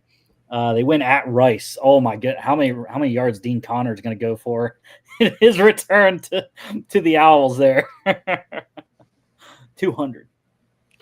I'll take the over. You know, it's a home game. It's a home game, and I am down on Colorado this year. So I am giving Houston a win against Colorado. That's a Friday night in Houston. Week 4 bye. Yeah. I want to give them a win against Oregon State, but just what I said with the win against Colorado for Houston, it is a Friday night game all the way in freaking Corvallis. Hell no, the Beavers are going to win that. Pac-12 dominance, baby. Pac-2, baby. Lose at home against Texas Tech. They win at Oklahoma State. Difficult. I'm going to have them get swept by Arizona, though. Arizona at Arizona State. They lose both of those. I'm going to have them lose. Toss up for me. Gut says loss, though, against West Virginia. I can't remember if I had UCF beating them, but I'm going to have them win at the bounce house on a Friday. That's the difficult thing when I do college conferences. It's so much easier with NFL. There's only 4 teams. But when there's 10+ teams in a conference, I forget who I picked against who. So I just not everybody plays each other. Yeah. I just do them in a vacuum. I do them as they come. I hear you. So they win at UCF on a Friday, week 12 bye. I am going to have them lose against TCU. TCU's another one that's sneaky this year, I think. And then win at Baylor, I think. So 1, 2, 3, 4, 5, 6 and 6. Willie Fritz gets to a bowl in year 2, and that is going to be 4 and 5 in conference. So improvement. Yeah, I think this is a bowl eligible team. I think the schedule doesn't do them many favors with Arizona State, and West Virginia. Now, granted, with West Virginia being a home game, that definitely plays a factor. And then going to UCF, I think that's a real tough stretch on the schedule. But I can see 6 and 6. I can see 5 and 7. This is a team that's going to get at least a game better. A lot of talent, great coach, just a tough schedule. Yeah, I'm really excited to watch football on TNT this year. It's gonna be the weirdest thing I've ever seen. Yeah. Anyways, and their sister channel TBS. Yeah. Breaking news, by the way, we have a trade in the NFL. The Philadelphia Eagles have acquired corner Jacorian Bennett from the Raiders for defensive tackle Thomas Booker IV. Howie Roseman strikes again, baby. Okay. Wasn't a big name. Didn't ring my bell. Oh man, I mean, that was my number one need for Philly going into the draft was corner, and they didn't really do a ton. They didn't do a ton. So I really love Jacorian Bennett. Great nickel player, but he can play both, and it's interesting. I I don't know if they're not seeing enough, which I know Vic Fangio mentioned. Like it's go time for Adoree Jackson. Like Vic Fangio said, New York didn't re-sign him, the team that drafted him. Mm-hmm.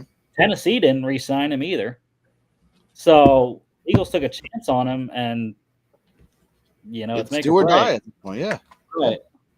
And Keely Ringo, the Eagles didn't make a big time investment. They spent a 4th round pick in 2023 on him, so he's going into year 3, asked to start on the outside. And Jacorian Bennett's a guy that has started many games in the league and has been productive. So I think it's a big time win for Philadelphia. Thomas Booker's a guy I've really liked the last couple of preseasons. Inside has made the roster, I believe, last year.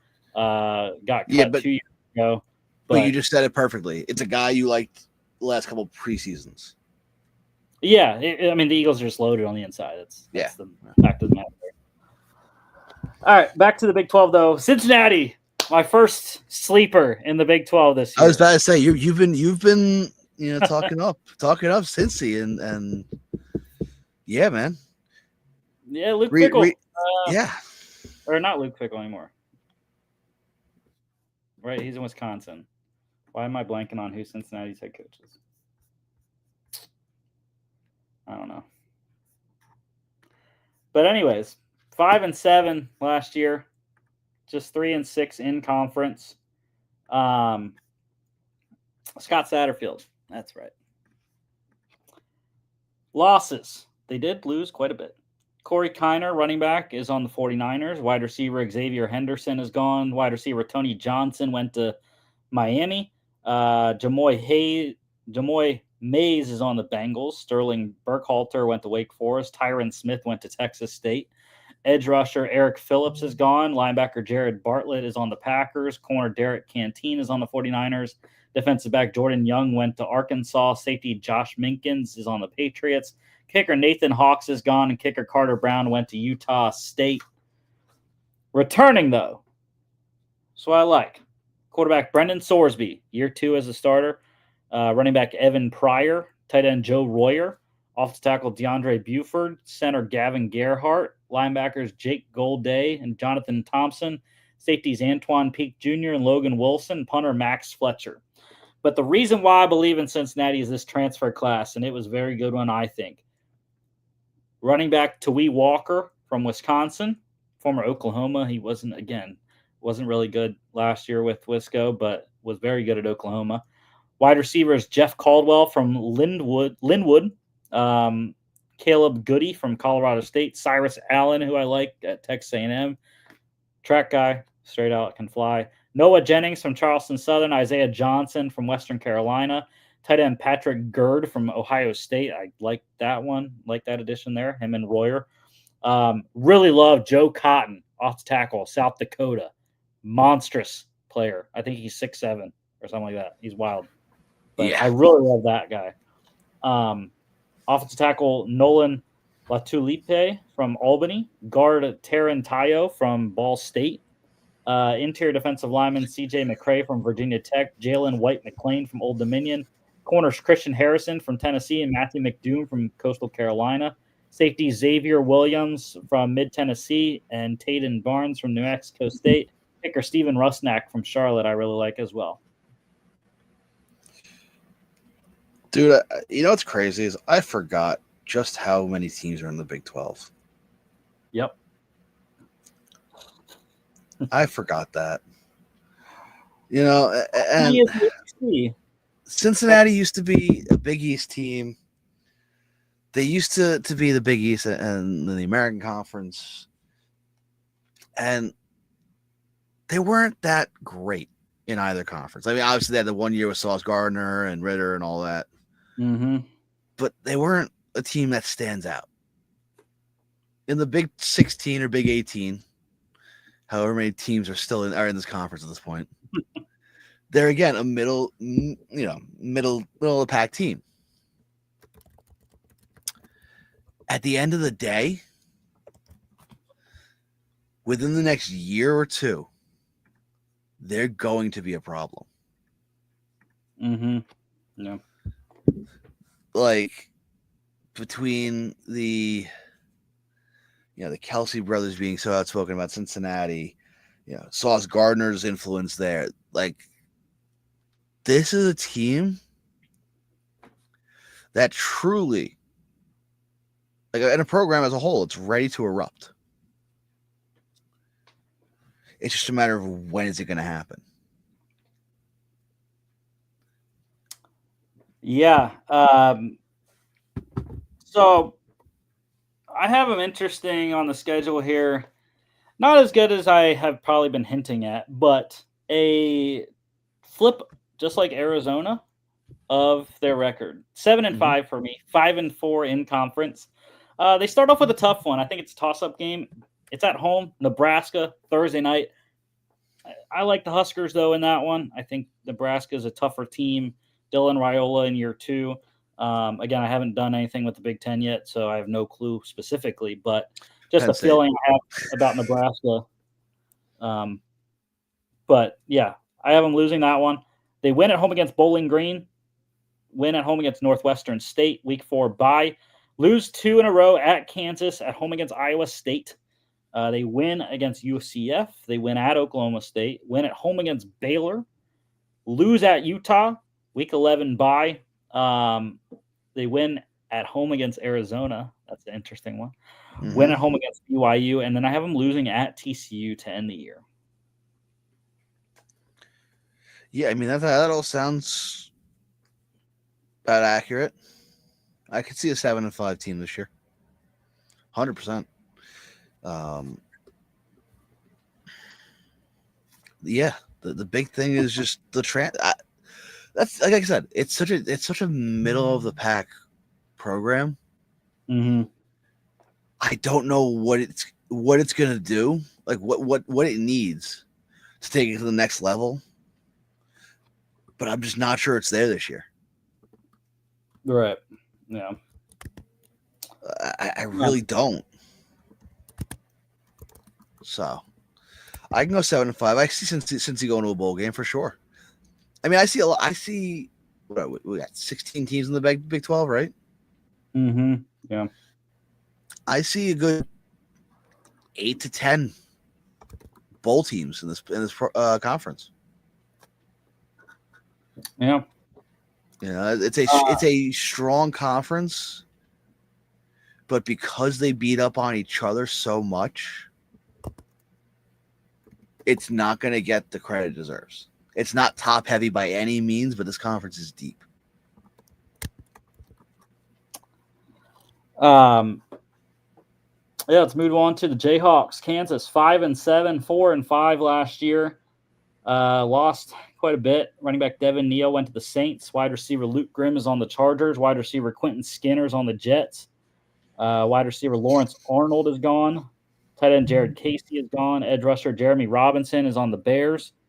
Linebacker J.B. Brown is on the Broncos. Linebacker Cornell Wheeler is gone. Corner Mello Dotson on the Panthers. Corner Kobe Bryant is on the Falcons. Safeties O.J. Burrows, Marvin Grant, and kicker Tabor Allen all gone as well. Kobe Bryant's the big loss there. He was Yeah. a stud on the defense side of the ball. Well, him and Mello Yeah, had fantastic stats last year together. gotta love Kobe and Mello. Not a lot of returning production, really. Quarterback Jalen Daniels, running back Daniel Highshaw Jr., tight end Deshaun Hanukkah, guard James Livingston, guard Kobe Baines, center Bryce Foster, and one key returning defensive player, edge rusher Dean Miller. Yep. Yeah, he's big, and then Daniels is big, but that's about it for Kansas in terms of returning production. Yeah. But they did get a pretty solid transfer class here. Running back LaShawn Williams comes in from Iowa. Wide receivers Bryson Canty from Columbia, Emmanuel Henderson Jr. from Alabama, Cam Pickett from Ball State, Levi Wentz from Albany, tight end Bowden Groen from Rice, offensive tackles Enrique Cruz Jr. from Syracuse, Jack Tanner from Tulsa, guard Tavake Tui Kolovatu from UCLA. There you go. Center Tyler Mercer from North Texas, interior defensive That was lineman a layup. Gage Keith from Auburn, Edge rusher Justice Finkley from Texas. Linebackers Bengali Camara from South Carolina. Joseph Jr. Bowling Green. Trey Lathan from West Virginia. Corners DJ Graham II from Utah State. Saeed Gibbs from Georgia Tech. Jaleel Hurley from Alabama. Safety Lyric Rawls from Oklahoma State. Punter Finn Lapin from McNeese State. Kicker Lath Marjan from South Alabama. Guys I'll highlight, LaShawn Williams, great running back from Iowa. And then I'm going defense here. The linebacking core is ridiculous now. Yeah. Kamara, Stipp, and Lathan are just solid all around. I as a West Virginia fan, I hate that Lathan stayed in the conference. And I hate that he's probably not going to be the top guy there, because that is a deep linebacking group. That's not. I don't want to meet those guys on the second level. That's for sure. And also, Lath Marjan from South Alabama, he's a really good kicker as well. Yeah. No,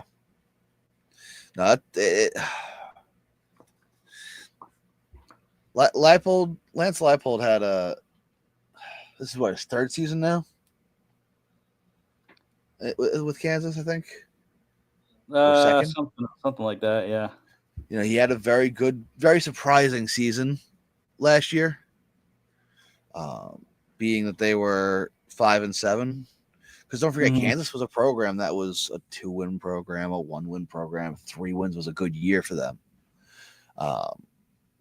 This is a defense that I think, people talk about the Big 12 not playing defense. This is a defense that can change that narrative. Right. Yeah. These guys are problems. It's just a matter of, can the offense do enough this year to make a difference? Yeah. Let's look at the schedule. First team here that we have playing week 0. Fresno State comes to town, and I'm going to have the Jayhawks win that one. Win at home against Wagner on a Friday, week 1. Week 2 at Missouri. That is a L. Week 3 bye. Week 4 West Virginia. I'm gonna have them win that one. They win at home against Cincinnati. They lose at UCF. Lose at Texas Tech. Week 8 bye. And Kansas State's just too good. Sunflower Showdown there. Lose at home against Kansas State. Win at home against Oklahoma State. I'm going to have them lose at Arizona. Week 12 bye, lose at Iowa State, and lose at home against Utah. I see a winless road schedule here too. They have some tough road games. If they could steal one or two, if they can steal even one of them, we're looking at a team that could get hot. They steal the game in Arizona. It's a bye that stops the momentum. That's the other thing. Like, after each of these road games, they have a bye.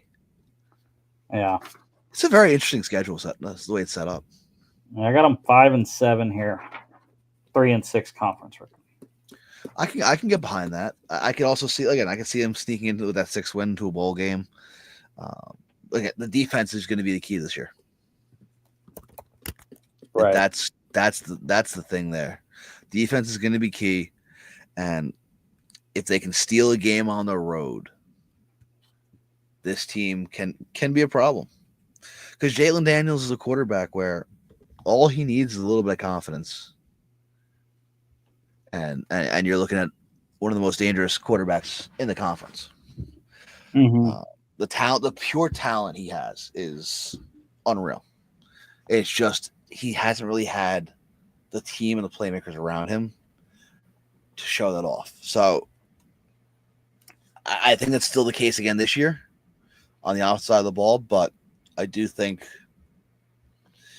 that when all is said and done, this is a team that can sneak into a bowl game.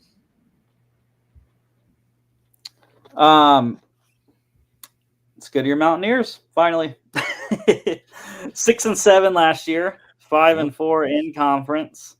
Losses, quarterback, and now wide receiver Garrett Green is with the Bucks. GG Runner Wild. Running back C.J. Donaldson went to Ohio State. Wide receiver that's a Traylon big Ray. loss. Wide receivers Traylon Ray went to Ole Miss. Hudson Clement to Illinois. Justin Robinson is gone. Tight end Cole Taylor is with the Bengals. Interior offensive lineman Thomas Rymack went to Virginia Tech. Edge rushers Tyron Bradley Jr. is gone. T.J. Jackson is with the Seahawks. Linebackers Josiah Trotter went to Missouri. Trey Lathan to Kansas. Corner Garnett Hollis Jr. is on the Packers. Safety Anthony Wilson Jr. and kicker Michael Hayes II are both gone as well. There's a ton of talent that left Morgantown this year, this all season, and that's going to be Rich Rod's biggest task is replacing all of that talent. Yeah, not a lot returning here. Quarterback Nico Marcial, running back Jaheim White, wide receiver Rodney Gallagher III, center Landon Livingston, linebacker Reed Carrico, and punter Oliver Straw. But new coach, massive transfer class. Rich Rod did real well here. Rich Rodriguez comes in from Jacksonville State. He comes back. Yeah.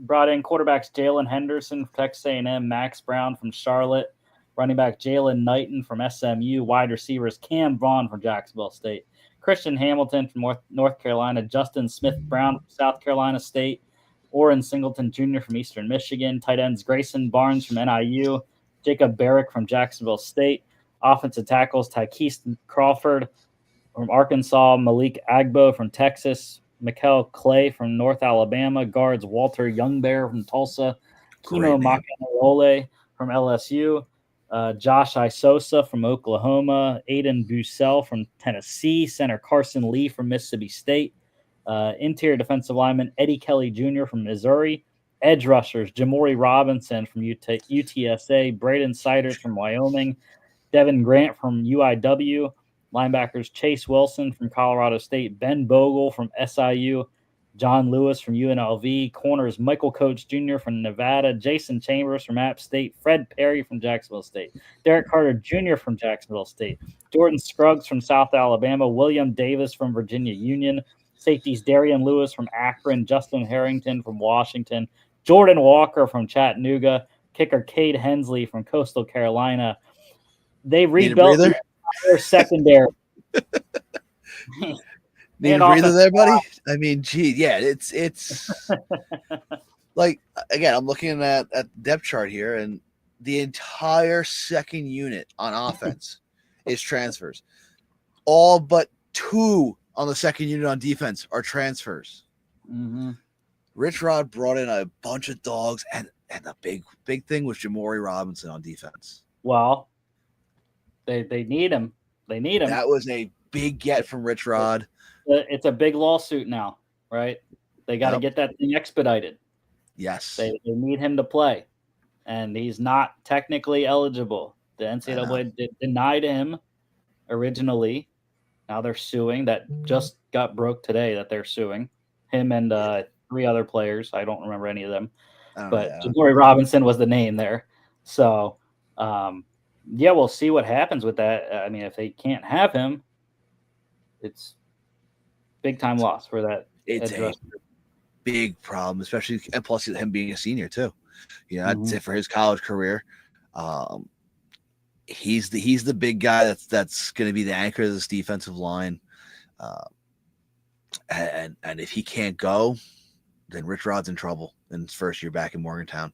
We're not going to be burning. He's not going to be burning any couches. That's for sure. If Jamori Robinson is on the field, I think that he rebuilt the offensive line as well completely, like you said. It's going to be a very, very tough year one for Rich Rod, but he has support of the entire state behind him. Mm-hmm. And Mountaineer fans are all in.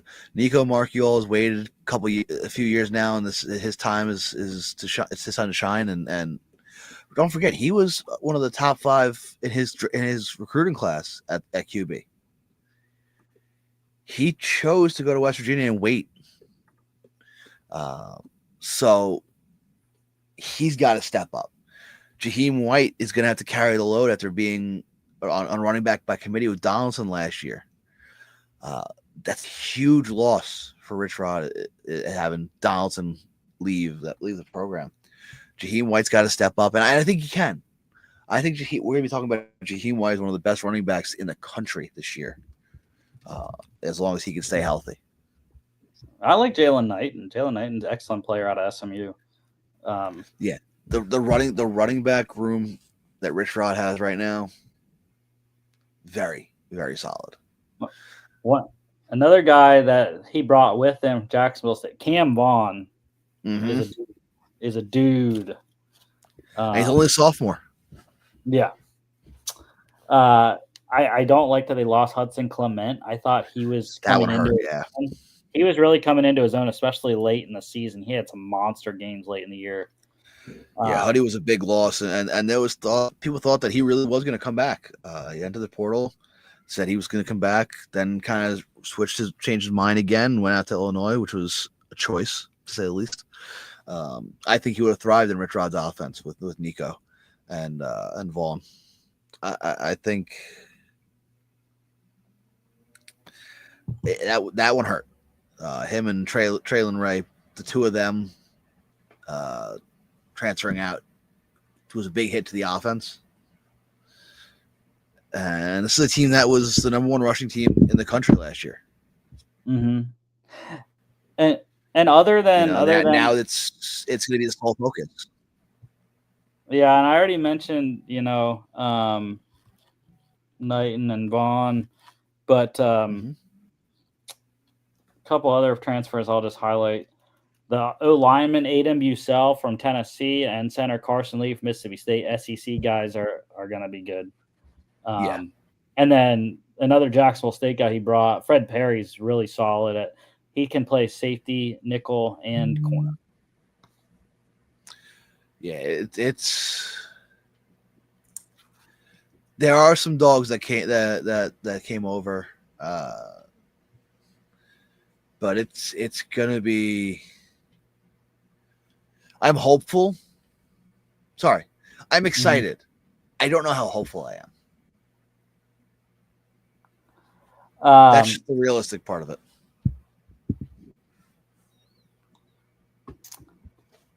Yeah, so and the schedule's not terrible either.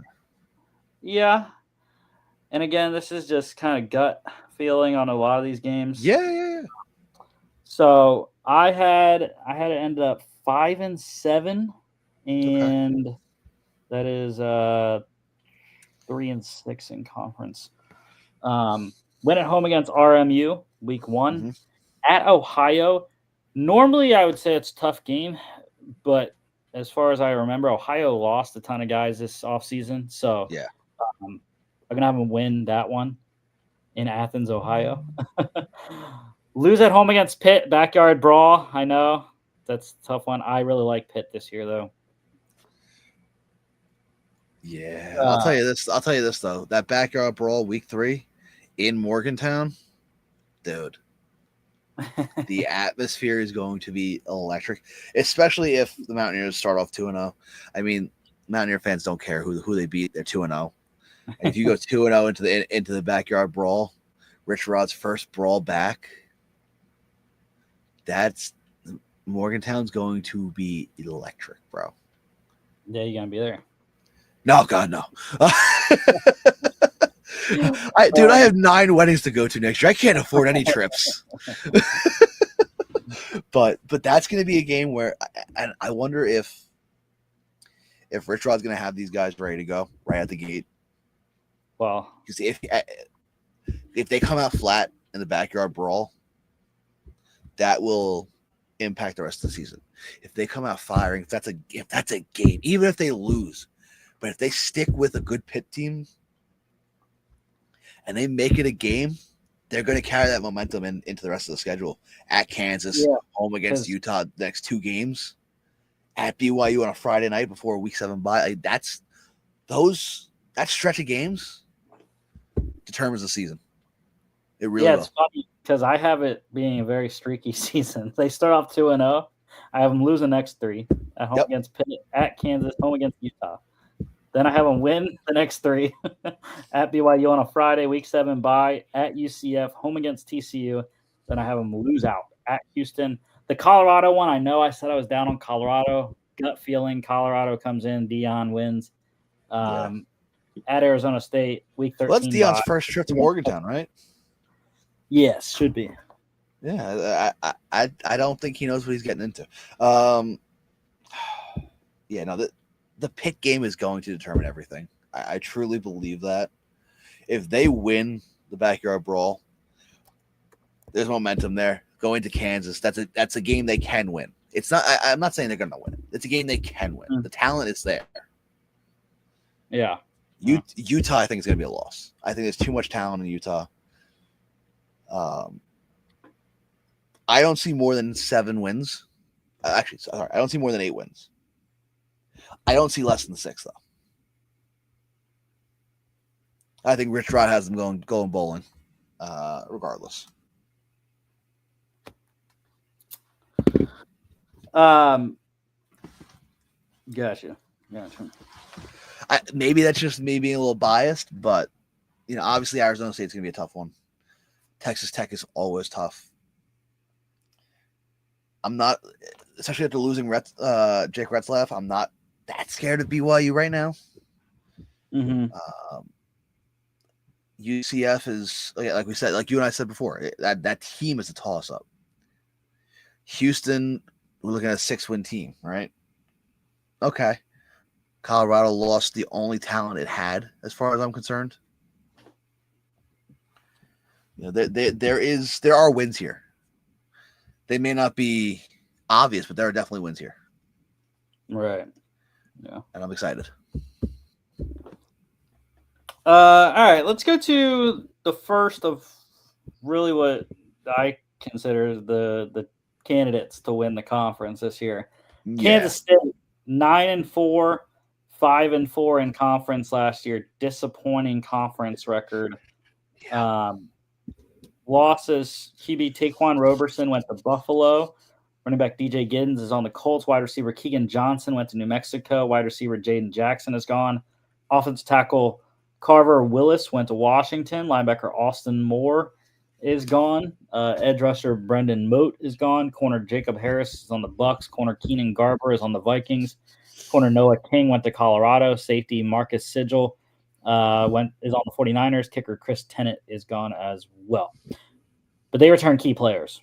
QB Avery Johnson, running back Dylan Edwards, wide receiver Jace Brown, tight end Garrett Oakley, offensive tackle John Pastor, guard Andrew Linegang, guard Taylor Poitier, center Sam Hecht, linebackers Austin Romaine and Desmond Purnell, safety VJ Payne, and punter Simon McClannon. All very good players. Yeah, only 5 new starters across the board, realistically. The big ones just being the two wide receivers in Tibbs and Bradley. And then the backups being Davis and Medford, all of them being transferred in, which, I don't think you got to yet. But this is a team returning a lot of players. Continuity is going to be huge in this conference. To have the entire offensive line, with the exception of one guy, your running backs are back, your quarterbacks are back. This is a team that, they had a down year last year at 9-4. This is a team I can see that win 10 games, just because of strictly on the strength of their returning players. Yeah, for sure. I mean, the entire special teams is let's say that group is returning. So the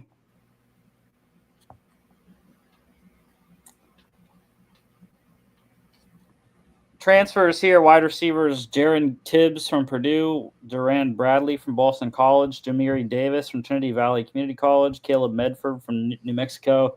Offensive tackles George Fitzpatrick from Ohio State, Terrence Enos Jr. from Pitt, guards Amos Talalele from USC, J.B. Nelson from Penn State, linebacker Gabe Powers from Ohio State, corners Amarian Fortenberry from South Alabama, Jaden Rowe from Oklahoma, safety Gunnar Maldonado from Arizona. Maldonado is a monster. So is Bradley. JB Nelson's a monster and a big-time mover in the middle of that O-line. I would not put it past Fitzpatrick as well. Ohio State tackle. I like Caleb, Tibbs a lot. Yeah, I don't know too much about Purdue. Aaron Tibbs No one there. does, but no one knows about Purdue football. Let's be real here, bro. Oh, yeah. Max Clare at Ohio State now. Max Brown as well.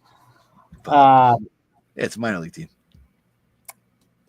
Week 0, big time matchup. How about Farmageddon overseas in Ireland? Week 0. Yeah, that's a tough draw. Does not get much better than that one. I'm going to have them lose it, though. I like Iowa State. It's going to be a very good game, I think. But Iowa State is the better team, I think. We haven't seen much of Iowa State on the last few schedules, actually. Yeah. They win at home. North Dakota ain't an easy out. I'm telling you that. I mean, the Missouri Valley Football Conference is not easy to play against. Although UND did lose some players. Army, also not easy to play against, but I will give them a win. I think Army's a little bit worse this year. I'll tell you this. That's going to be the most rushing yards you see in a fucking game in the world. They win at Arizona on a Friday. That's a very difficult schedule to start. But I have them going 3-1. Week 4 bye. Yep. They win at home against UCF. They win at Baylor. Win at home against TCU. Week 8 bye. I have them winning the Sunflower Showdown at Kansas. I'm going to have them with a sneaky loss against Texas Tech at home. Week 11 bye. They win at Oklahoma State, lose at Utah, and they win at home against Colorado. I have them 9-3 this year, and that is are they another one that has 9-10 freaking conference games? Yeah. Why? What is this happen? Week 0. Why does this happen? Yeah, but they only have 2 non-conference. That doesn't make sense. Welcome. I don't understand. Buddy, welcome to the Big 12. Some teams have 10 conference games and others only have 9. Make it make sense. Welcome to the Big 12, Rusty. Well, I'm going to give them a freaking 7 and I'm going to have them 6-3 in conference because I don't care.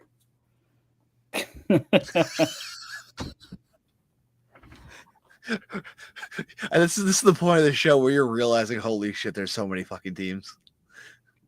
Try the ACC 17. Oh, I know, it's crazy. Yeah. No, what I will say is this: you hit the nail right on the head here. There is very winnable games. There's also a couple trap games, Texas Tech, and even Iowa State in Ireland. Kansas could even be a trap game being on the road. I will say this is a team that if they don't win 8 games, there's going to be conversations. And the head coach may not like hearing them. No. Because there's talent on this team. The schedule is in their favor. Chris Kleiman, he's got to have a good season. Has to. With all the talent on this roster and the schedule he has, they have to be fighting for a Big 12 title spot.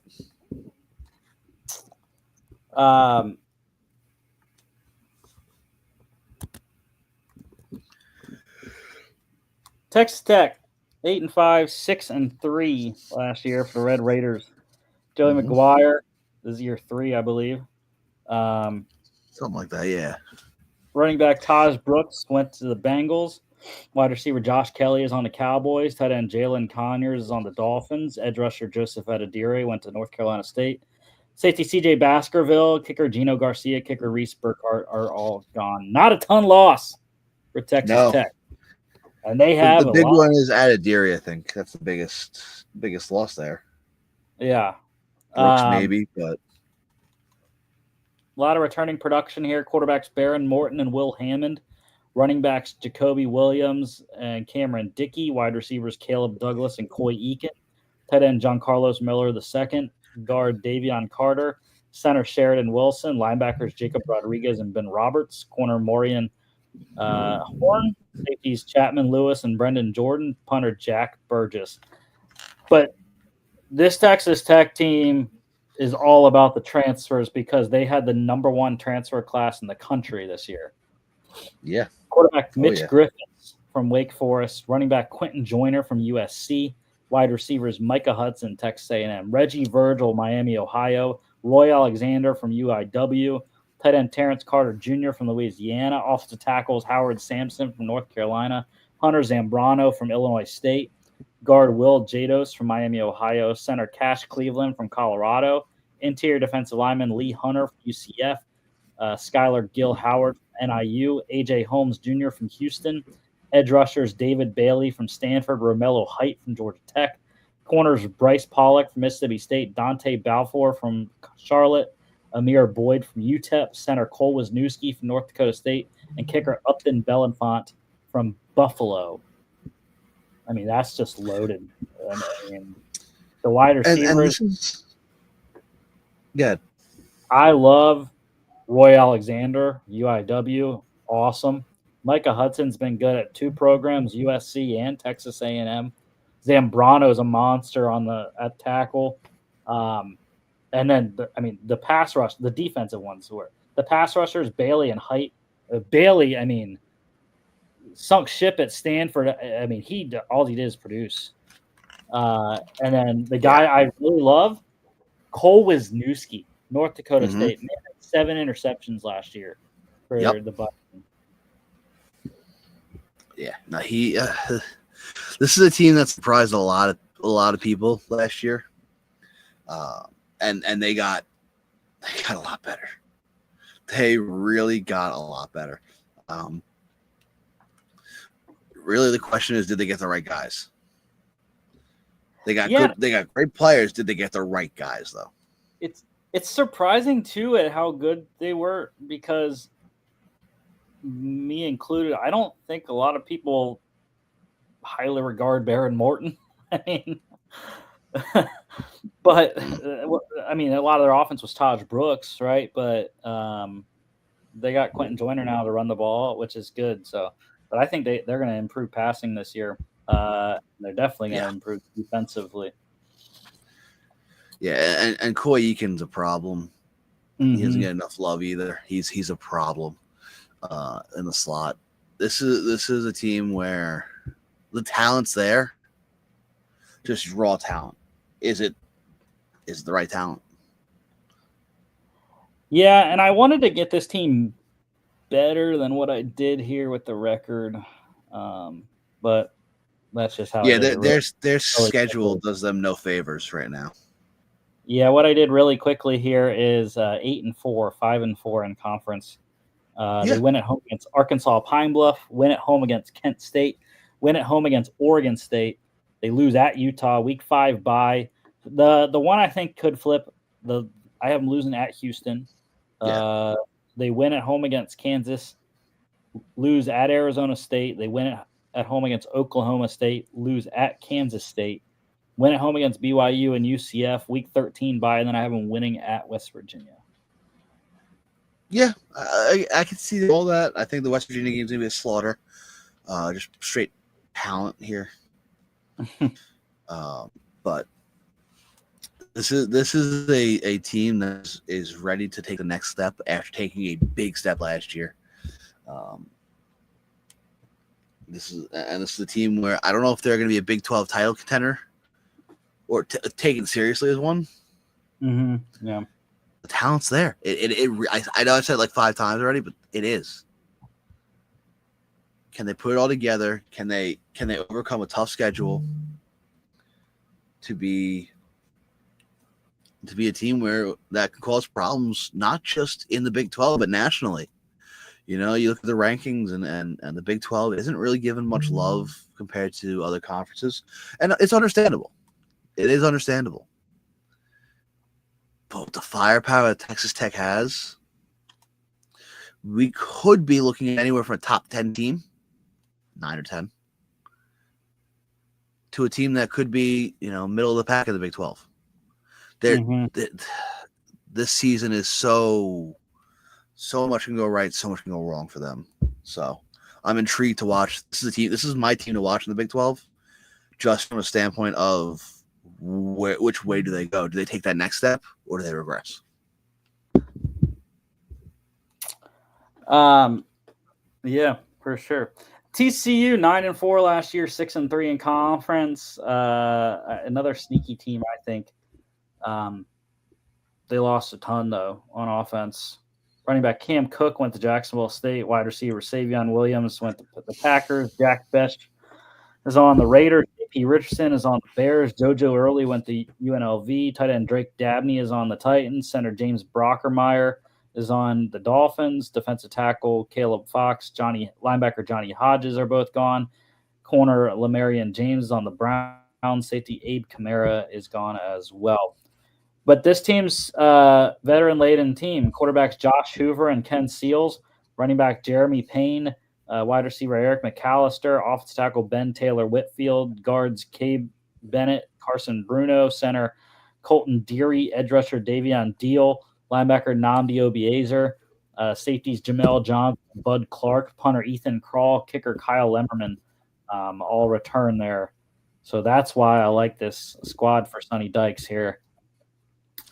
Yeah, and a guy you didn't mention as returning is Trent Battle, the senior running back. Doesn't have really big numbers to point to over the last couple of years. Guy's good. Guy is good. He's a guy where I'm going to be very intrigued to see how they used only run the ball 54 times the last 2 years. But last year in 44 attempts, he averaged 4.2 yards a carry. If you average 4 yards a carry, 3 carries, it's 12 yards. I mean, you can move the ball there that way. And we said it's a veteran team, veteran receivers, veteran quarterback. Sonny Dykes has no problem airing it out. Yeah, and we know that. But how he uses his running backs, I think this year is going to be very interesting too. Yeah, they got a good one in the portal. Running back Kavorian Barnes from UTSA. They added wide receivers Jordan Dwyer from Idaho and Joseph Manjack IV from Houston. Tight end Kamorian Pimpton from LSU. Offensive tackle Rashid Jackson from UIW. Interior defensive lineman Ansel Din Embu from Washington State and Kelton McKell from Jones College. Perry Cole Jr. from Trinity Valley Community College.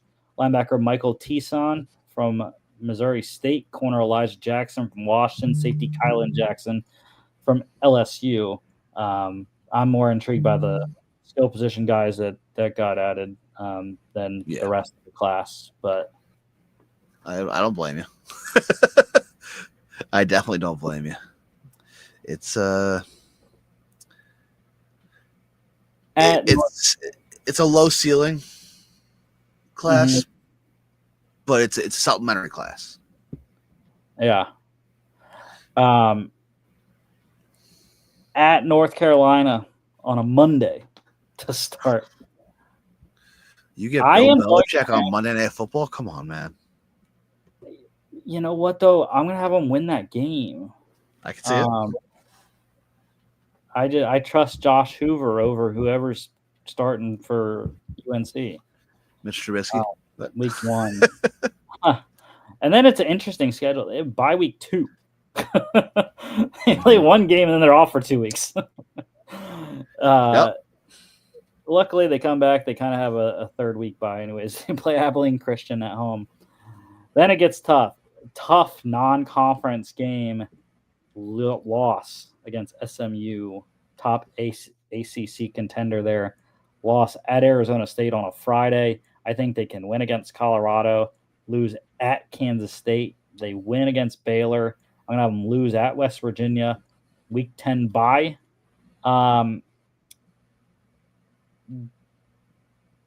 This is where I'm going to shock. I'm going to have them beat Iowa State. in Fort Worth there. I can see that. Win at BYU, win at Houston. Actually, no, I'm going to have them, you know what, it's going to be a weird schedule thing, but I'm going to have them win against Iowa State and then drop the BYU game in Provo. Yeah. But I can also see them 75. winning either in Provo or in Houston. I can see them winning one of those two games too. Yeah, it's a 7-5 record for me, and it is a 5-4 conference record. Yeah, it's an interesting schedule for sure. It's another very top heavy schedule. SMU is a huge game for them. And that's an interesting schedule choice, to say the least. But I like the fact they don't have to travel to Waco. They don't have to travel to Iowa State. They have SMU at home as well. So a lot of the big games are at home. I think that will play in their favor. Sonny Dykes is great at home in Fort Worth. I see 9 wins. Yeah, could definitely see it. On to the Baylor Bears, 8-5, 6-3 in conference play.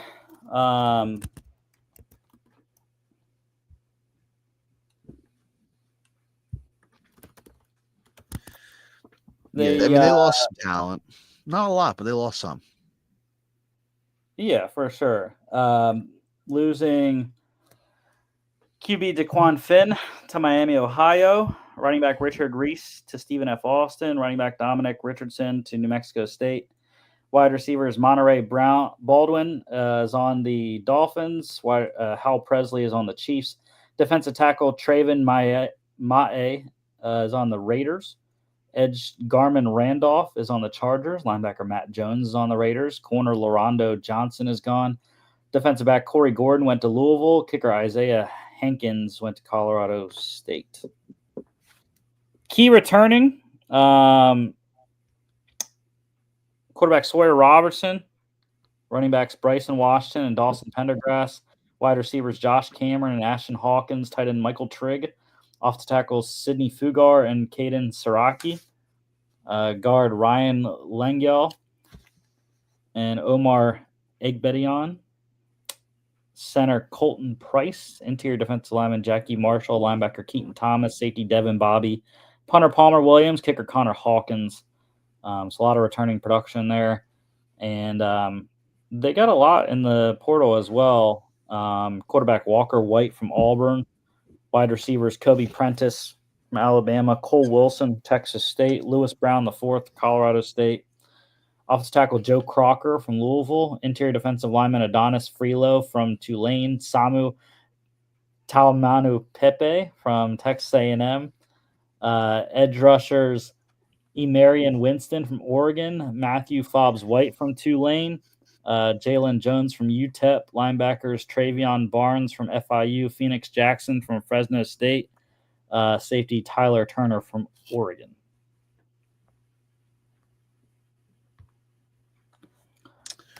That's some talent. Yeah, I don't know a ton about both of them. The wide receivers are good. Prentice and Brown I like a lot. Yeah, I like Prentice. Walker. Again, they got guys from big programs. Mm-hmm. So you'd have to imagine that there's going to be a step up in production or at least talent. Yeah, Crocker is good at tackle from Louisville as well. Yeah, schedule doesn't help.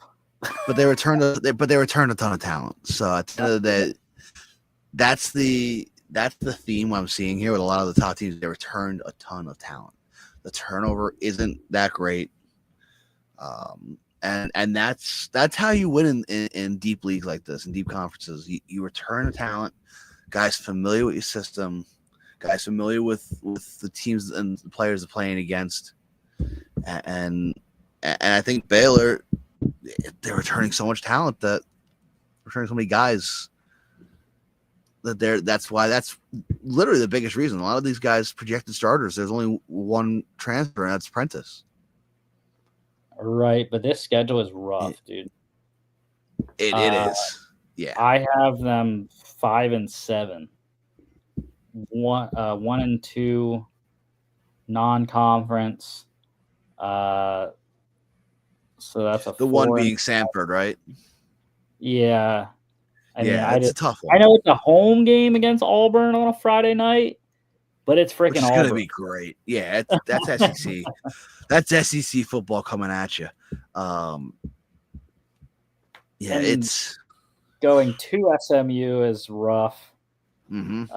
They get reprieve with the Samford game, but then it's like, dude, Arizona State comes to town. They got to go to Oklahoma State, which I have as a win. It's a win, but it's still a road game in Oklahoma State. Kansas State comes to town. At TCU, I have as a loss. I have them winning at Cincinnati. They win at home against UCF. Second bye is week 11. Their first one's week 7. I have losing at home against Utah, lose at Arizona, and they win at home against Houston. It's just it's brutal. Yeah, they're going to need some big time production out of their returning players, whether it's Walker White, the transfer, excuse me, or Sawyer Robertson, the quarterback, the returning quarterback. They're going to need some big time throws out of these guys. In every game, this is a schedule where I don't see a blowout outside of Samford, maybe UCF. Yeah, I don't see any game where you point on the schedule and say, Baylor's got this in the bag. I could turn it off at halftime. Yeah, they play all the Big 12. Most of the Big 12 schedule is against teams that I have as contenders for the title or second tier. Yep. Like they're not, other than like Oklahoma State is the only one that I have at the bottom of the conference that they play.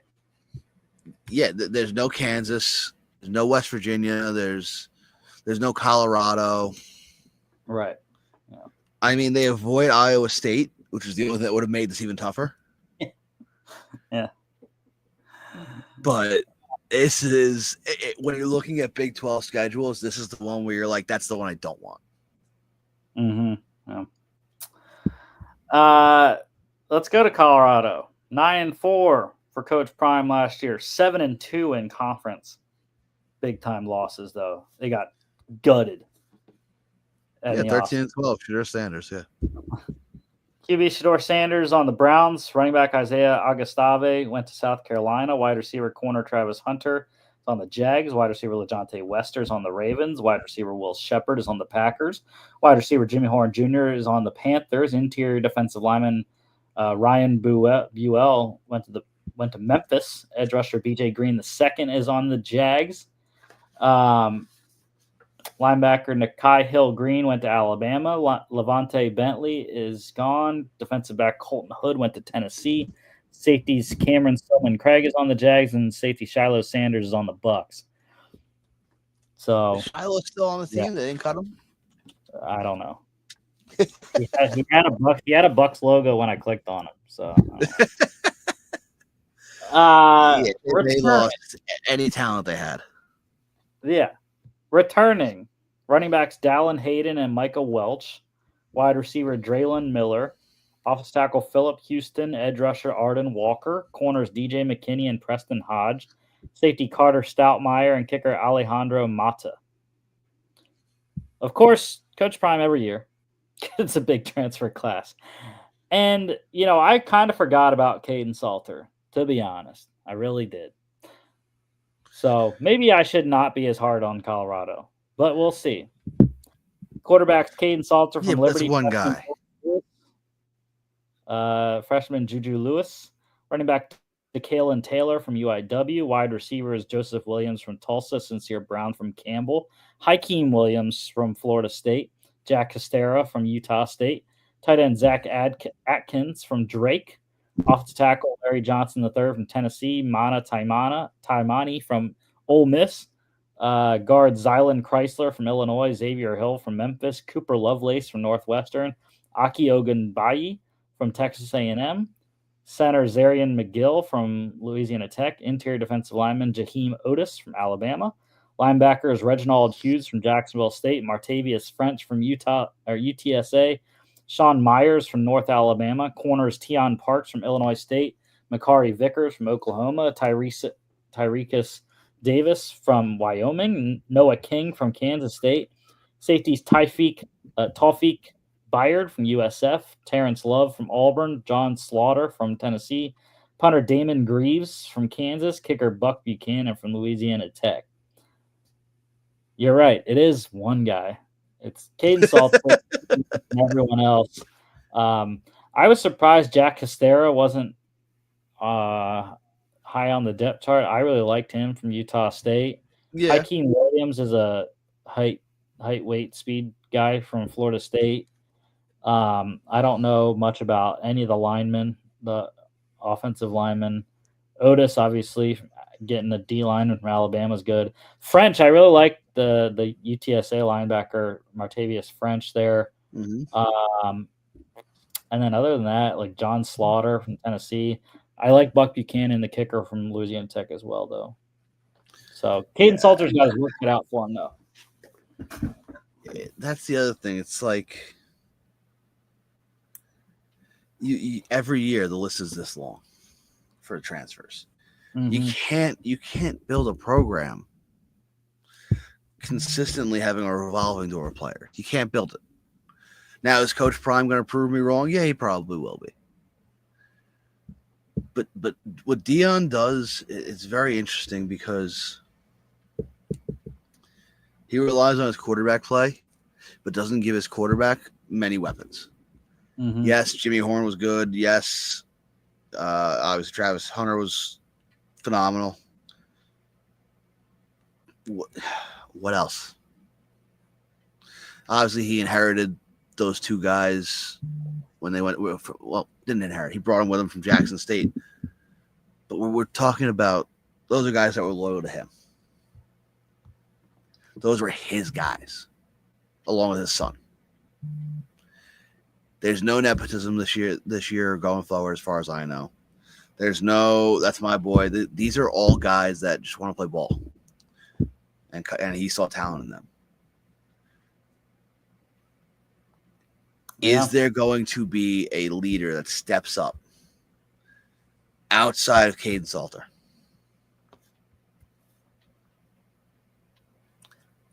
And that's my concern with the Colorado roster.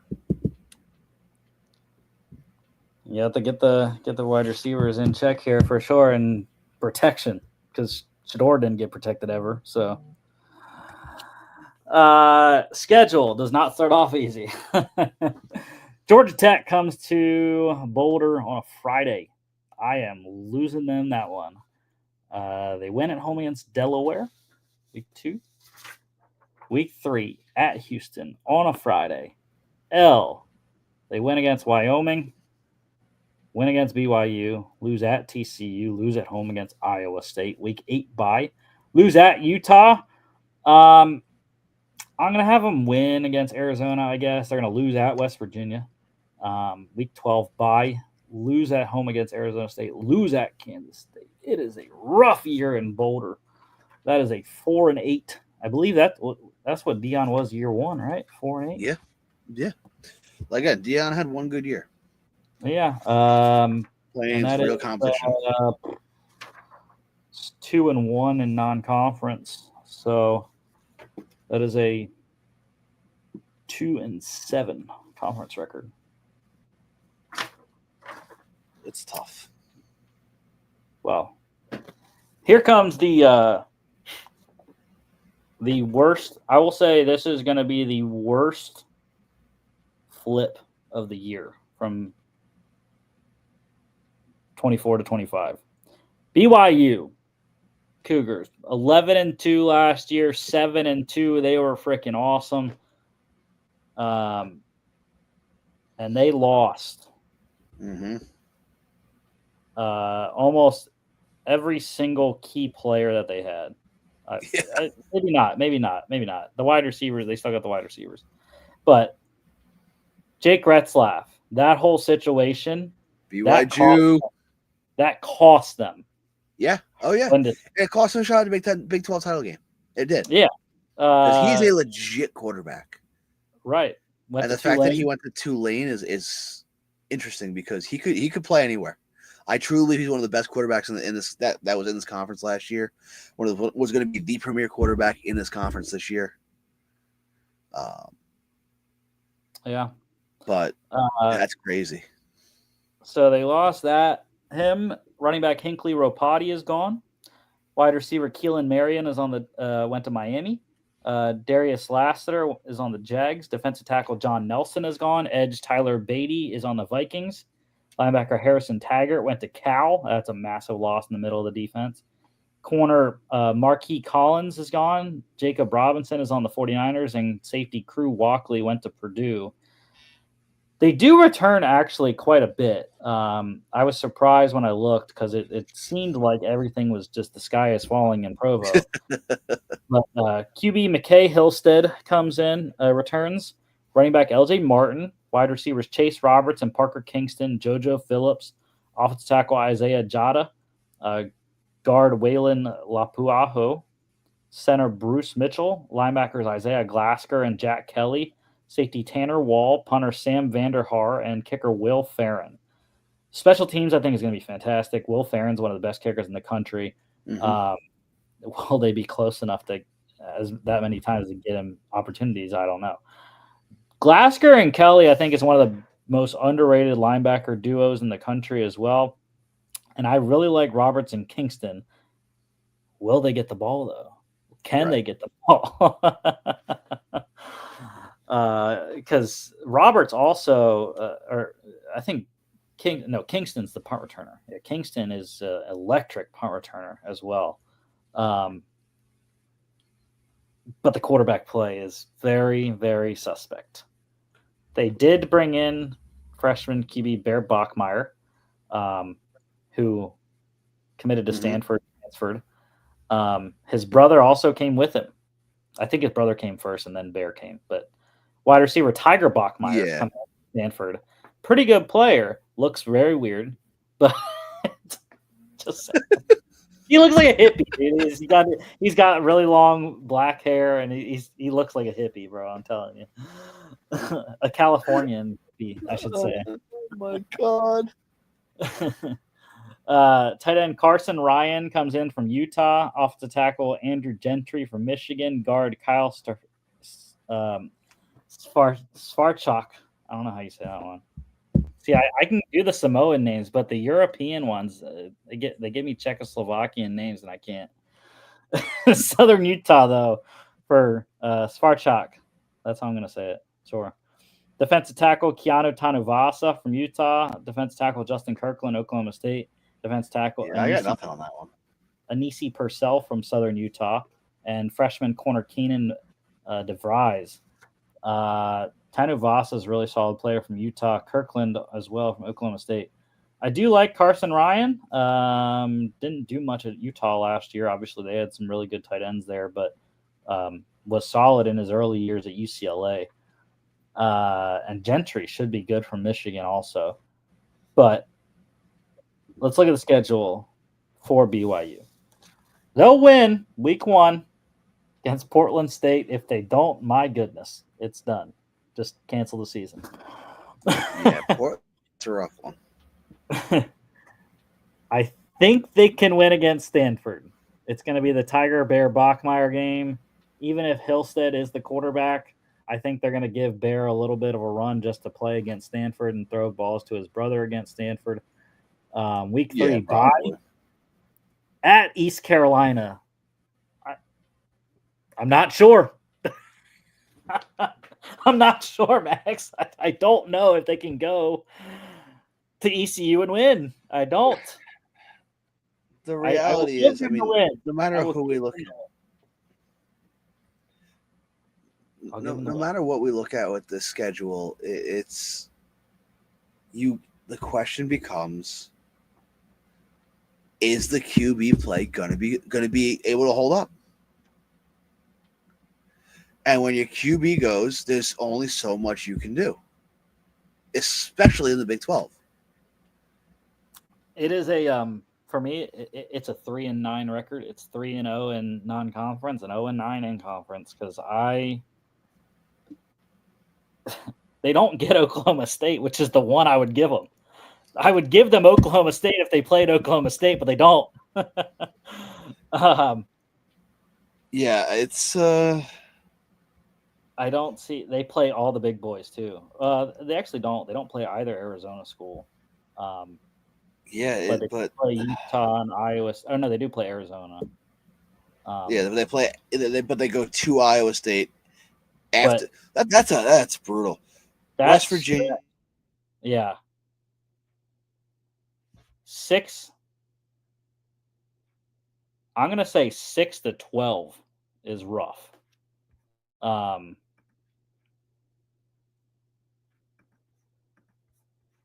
As I lost Max on the Wi-Fi there, but 6-12 is rough. At home against West Virginia on a Friday, at Arizona, home against Utah, at Iowa State.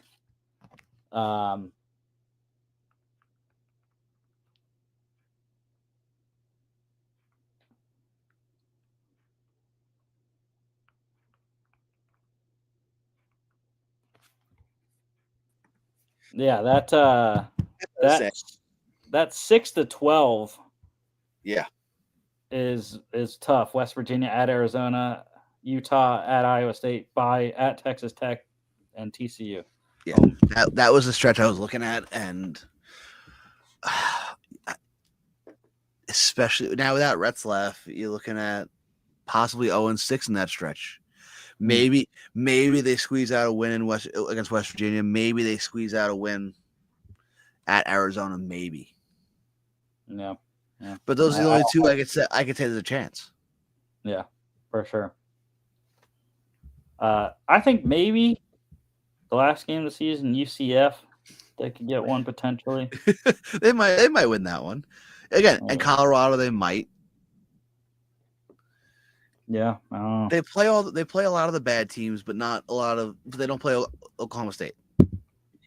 They play all the good teams except for Arizona State.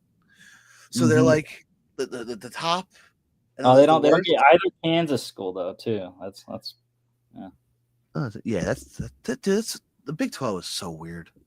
I hate how the scheduling is. By the way, I don't know if you know this, but starting next season, West Virginia has a home and home against Alabama. Yeah, I do. Yeah. Fuck, it's gonna be brutal. We got on top of the Big 12 schedule. We got 2 more as my computer sits at 19%, and we're damn 3 hours in. My goodness. And my Wi-Fi is wondering how much longer it needs. Iowa State, 11-3 last year, 7-2 in conference. They did not lose a lot. Running back Jalen Jackson is gone. Wide receiver Jalen Knoll and Jaden Higgins, both on the Texans. Interior defensive lineman Tyler Onyedim is at Texas A&M. Defensive tackle J.R. Singleton is on the Seahawks. Corner Miles Purchase on the Chargers. Darian Porter is on the Raiders. Safety Bo Freiler is gone, and safety Malik Verdon is on the Falcons. Some really good players, for sure, but not a lot numbers-wise. And they return, I think, the most talented group of returning players in the conference. 100%. Quarterback Rocco Becht. He's the best quarterback in the conference. 100%. Yeah, I won't even argue that at all. Fafita though could argue that. I would say. I really do like Noah Fafita as well, but Becht is more experienced. Yeah, I can see that, but yeah, his dad. Oddly enough, his dad has Big 12 ties too. Former West Virginia and Anthony Becht. Yeah. Oh crap! There we go. Doing great with the St. Louis Battlehawks. So running backs. So those games are going to be fun. Running backs Carson Hansen and Abu Sama III. Wide receiver Carson Brown. Tight Holy ends Gabe crap, I Burkle watched and Benjamin Brommer. Offensive tackles James Neal III and Tyler Miller. Guards Dylan Barrett and Dalen Hassert. Center Brendan Black. Linebacker Cooper Ebel. Corners Jontez Williams, Jeremiah Cooper. Punter Tyler Perkins. Kicker Kyle Conradi. And they got some guys as well. Wide receiver Chase Stoll from ECU. Xavier Townsend from UCF. Offensive tackles Derek Jensen from Wisconsin and Austin Barrett from Indiana. Interior defensive lineman Markel Chapman from Highland Community College. Edge rushers Tamatoa McDonough from Yale. Von Troy Malone from Tulsa. Kanan Butler from Northern Iowa. And corner Trey Bell from Lindenwood. I said Linwood earlier too. It's Lindenwood. That one's a weird one. They just became FCS. Yeah, I saw that. Yeah, last year. So this is loaded. I really like Sowell from ECU. He should provide some production that they lost a ton of with Knoll and Higgins. The secondary has to step up as well with Porter and Purchase, Freiler and Verdon gone. So that's a question mark I have as the secondary, but they should be okay, I think. And I have them winning. What? Good. I have them winning week 1 at Kansas State, Farmageddon in Ireland. They win at home against South Dakota. And it's wild. They get 2 rivalry games in the first 3 weeks. And God bless the Big 12. What I will say is Iowa is not a pushover. Luckily for Iowa State, it is at home in Ames, not in Iowa City. Yeah, that's going to be a huge difference. I'm not even going to lie to you. That crowd name is going to be crazy. And what would happen? Week 2? What would happen? Yeah. What would happen if they win at Iowa and then they got to go to Arkansas State, by the way, and they just drop that? That'd be wild. The Red Wolves getting them. Yo. They got to go to. They got to go to. Shout out to Red Wolves legend Demario Davis. Mm-hmm. This is the kind of content you get. This is the kind of content you get 3 hours in bumfuck Arkansas. Hey, listen, I have a wedding to go to in Arkansas next year. My law school roommate was from Arkansas. He's from Arkansas, and I get Memorial Day weekend in Arkansas. I get to see how the real rednecks celebrate America. I'll be down south too, bro. I'll be in Athens. Week 4 bye. There you go. Home against Arizona. That is a win. They win. I'm actually gonna have this as a sneaky loss at Cincinnati. I don't know why. I feel like that's a loss. They win at Colorado, week 8 bye. Win at home against BYU. Again, big time. They get Arizona State, but it's at home. So I'm gonna have them win. They win at TCU. Yeah, late in the year too. The question is gonna be the weather too. Right. Week 12 bye, 3rd bye since they play week 0. Week 13 they win at home against Kansas. They win at Oklahoma State. It is a very good 11-1 for me, and that is a 8-1 conference record. I have them back in the Big 12 title. They're my team to watch in terms of title. Mm-hmm. I think it's really at the end of the day, it's a 2-horse race with them in Arizona State, and I'm going to say this now. I'm more inclined to pick Iowa State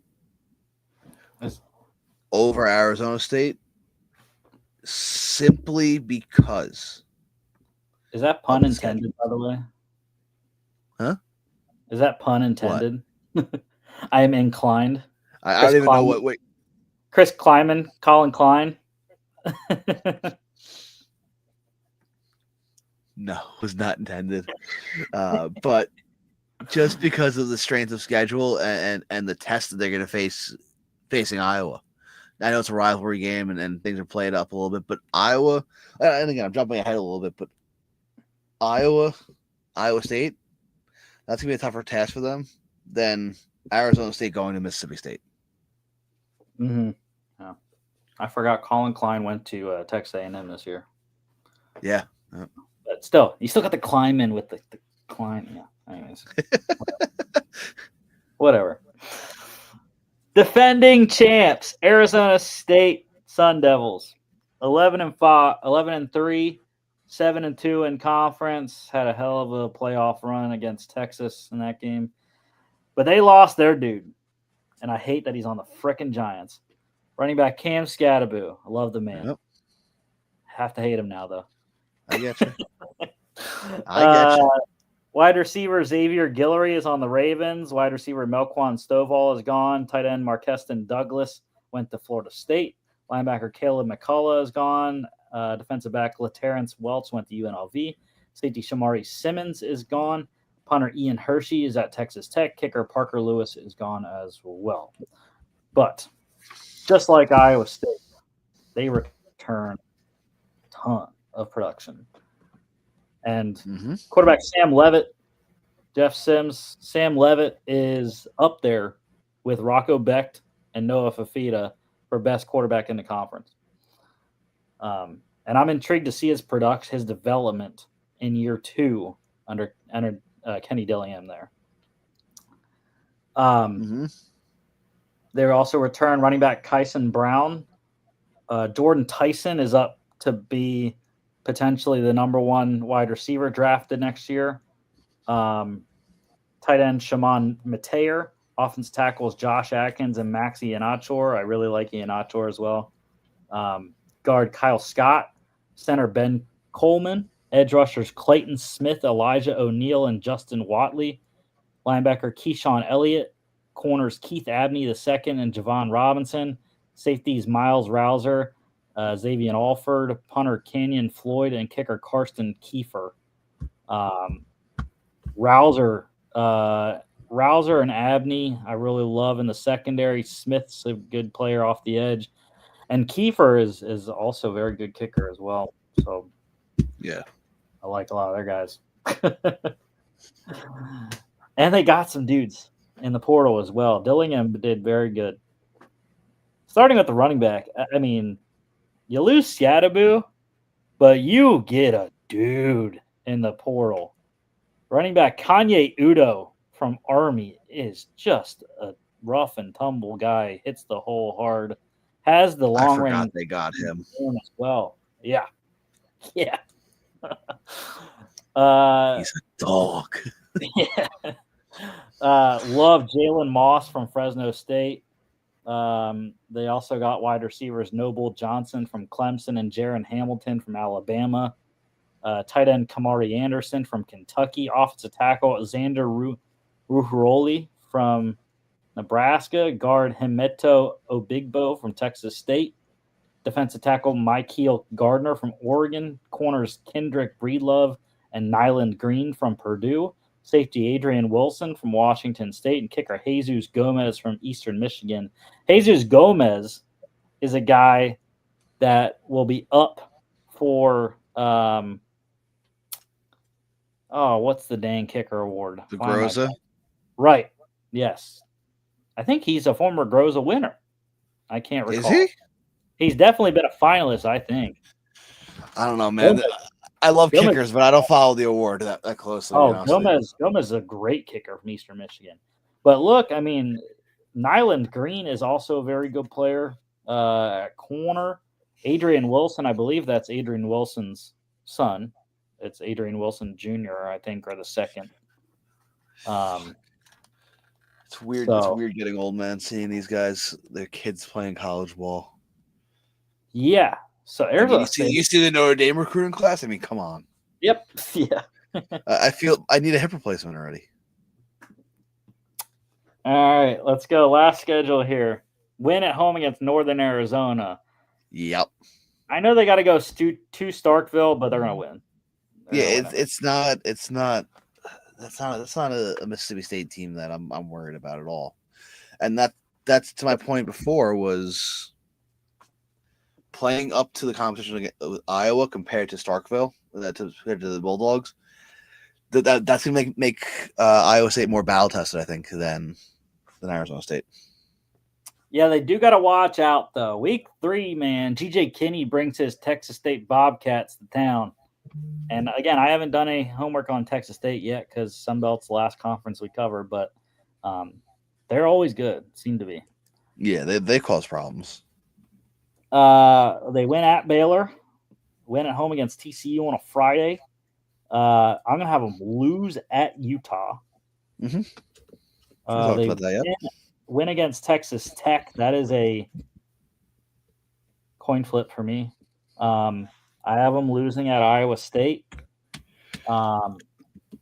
Week 11 bye. They win at home against West Virginia, win at Colorado. They win at home against Arizona on Black Friday. What's that game called again? The Territorial Cup. Yeah, that's right. Yeah, something like that, yeah.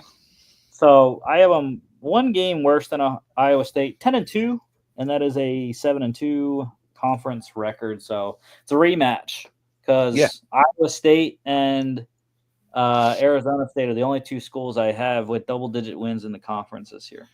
And that's it really makes the most sense. They're the two most talented by far. Like, yes, TCU can cause problems. Yes, Texas Tech has some talent. Yes, Utah's a talented team, but I don't see any of those guys topping Iowa State or Arizona State. And I'll say it right now, my Big 12 champion is going to be Iowa State. I think Matt Campbell, A, is a phenomenal coach. B, he has the talent, a lot of the returning talent. And if it is a rematch, that's a chip on his shoulder there. Yeah, I agree.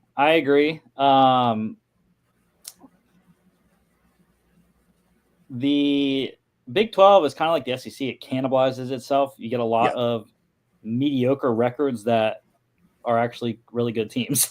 So, right, but it doesn't get the love that the SEC does. Right. Oh, yeah. They don't have the money. You're not wrong. I mean, look, we got fucking Iowa State in our conference. We don't have LSU. Yeah. But I think, like you said, it's a lot of good teams that cannibalize themselves.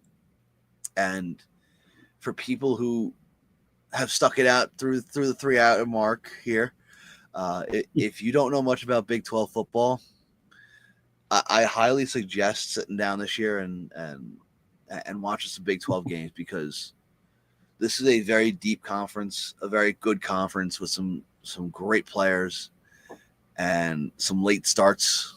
So I highly recommend Big 12 football. I've loved Big 12 football, and dude, I'm looking forward to a good year. My boss threatened to make us work on Saturdays, and I don't know about that one. Well, like you mentioned, they got a lot of late starts. But I do have to hop off. I'm going to give my wife a little bit of a break. All right, just previewing the preseason. I might actually get them, and be off. So appreciate it, man. Appreciate you having me on, buddy, and it's always a pleasure chatting with you, bro. Yes, sir. You too. So preseason week 1 here. We got 3 games on Thursday night to open the preseason. Colts 2.5-point favorites at the Ravens. Totals 35.5. 7 p.m. on NFL Network. A couple players I'm looking at in this game. You got Malik Cunningham at wide receiver. Anthony Miller at wide receiver as well. Garrett Dellinger, the 7th rounder rookie guard there. And, of course, Devin Leary should be playing a ton in this game. Rasheen Ali, I'm interested to look at him. Defensively, I think a lot of rookies will play. John Harbaugh likes to play his guys. So Anais Peebles at defensive tackle. Teddy Buchanan at linebacker. Mike Green on the edge. Big-time player there. Jay Higgins, undrafted at linebacker as well. Rucker undrafted. Chandler Martin undrafted at edge and linebacker. You got Robert Longerbeam and Bilal Cone, 6th-round corners in this game that I'm interested in watching as well. And of course, the rookie kicker Tyler Loop, who has won the kicker battle already with the release of Wyoming undrafted kicker John Weiland. So, or John Hoyland there. So, for the Colts, we're looking to see, will Tyler Warren play? I'm not sure. Which quarterback stands out? I'm not sure if either will play. I think they will, but I'm not totally sure. Definitely looking forward to watching Riley Leonard get out there and play in his first NFL experience. Khalil Herbert, Ulysses Bentley at running back, the veteran and undrafted free agent there. Laquan Treadwell at wide receiver should be playing some. The draftees on the D line, JT Tuimoloau, 2nd-rounder, Tim Smith, 6th-rounder, Hunter Wohler at safety, the 7th-rounder. Those are some of the younger guys I'm looking forward to. The kicker battle as well, Spencer Schrader, the veteran, versus Maddox Trujillo, the undrafted guy there. So that is what I'm looking forward to in that game. In terms of the second game, Bengals 2.5-point favorites at the Eagles.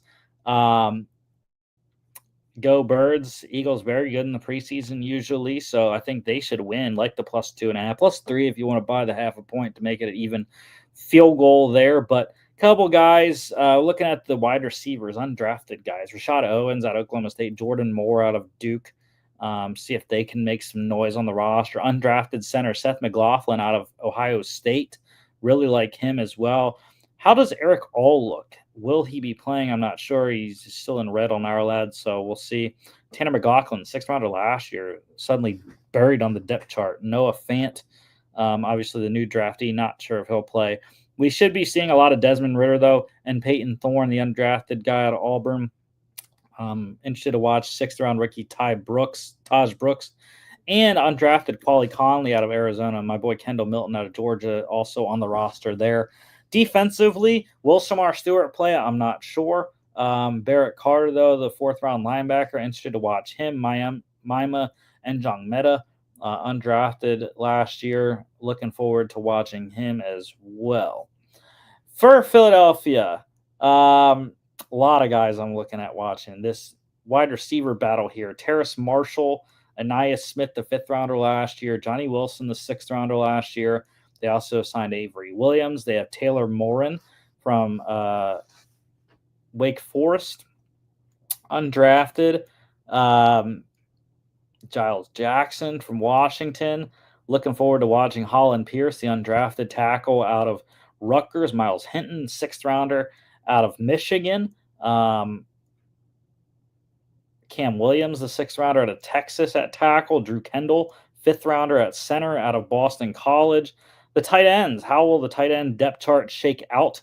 Kylan Granson signed, as was Harrison Bryant. They also have perennial preseason favorite E.J. Jenkins, Nick Muse, Jimmy's Viking, Nick Muse there. Cameron Latu, former 3rd-rounder of the 49ers.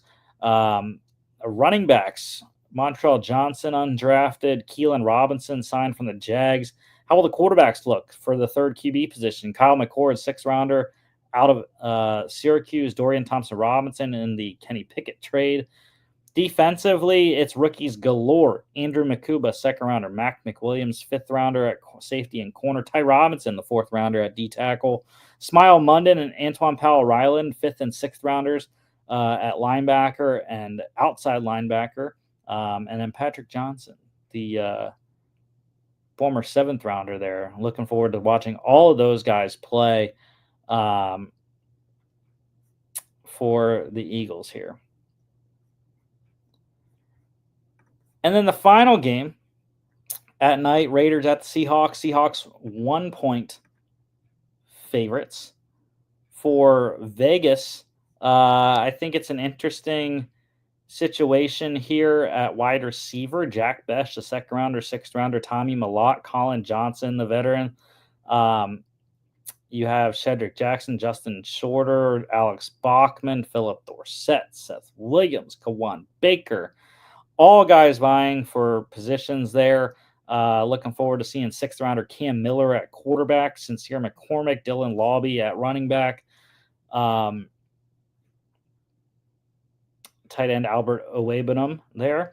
Defensively, rookies a lot. Looking forward to them. J.J. Pegues at D tackle, Tonka Hemingway at edge rush, Cody Lindenberg at linebacker, also Jalen Smith at linebacker, Matt Jones as well. In the secondary, they just traded Jacorian Bennett, so that means we're going to be looking forward to J.T. Woods at safety, Q Blue Kelly, former draft pick of the Raiders, Trey Taylor at safety as well. Lonnie Johnson injured, so he is potentially being able to step up. Jamal Adams should be playing also at the safety position there. And for Seattle, what are we looking forward to from the Seahawks? I think this is another quarterback one that we're looking at. Drew Lock, Jalen Milroe, how does he look in his first start or game in the NFL? The rookie wideout, Story Horton, Ricky White, Derek Young at wide receiver, as is Steven Sims, John Rice Plumlee. The rookie O-lineman, Bryce Cabledew, Mason Richmond, looking forward to seeing them. Rookie running back Damian Martinez, rookie tight end Elijah Arroyo as well.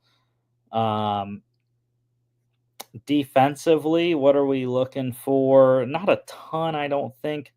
The edge rush, Tyreek Smith, 5th rounder in 22. Jared Ivey, undrafted there. Really like him. Derek Jackson, undrafted at linebacker. Connor O'Toole at outside linebacker, undrafted. And then the secondary, Shamar Jean-Charles, Tyler Hall, Isis Waxter out of Villanova, undrafted. Shaq Griffin, see if he plays or not. Those are kind of all guys I'm looking forward to in that one. I know it's been a long show. I'm exhausted as well. Thank y'all for watching. 3 hours in. Next week, preseason week 2, Conference USA season preview. Make sure you check us out on Monday, where we'll preview the Big Ten and all the preseason game recaps. Thanks for watching, and we will see y'all back on Monday.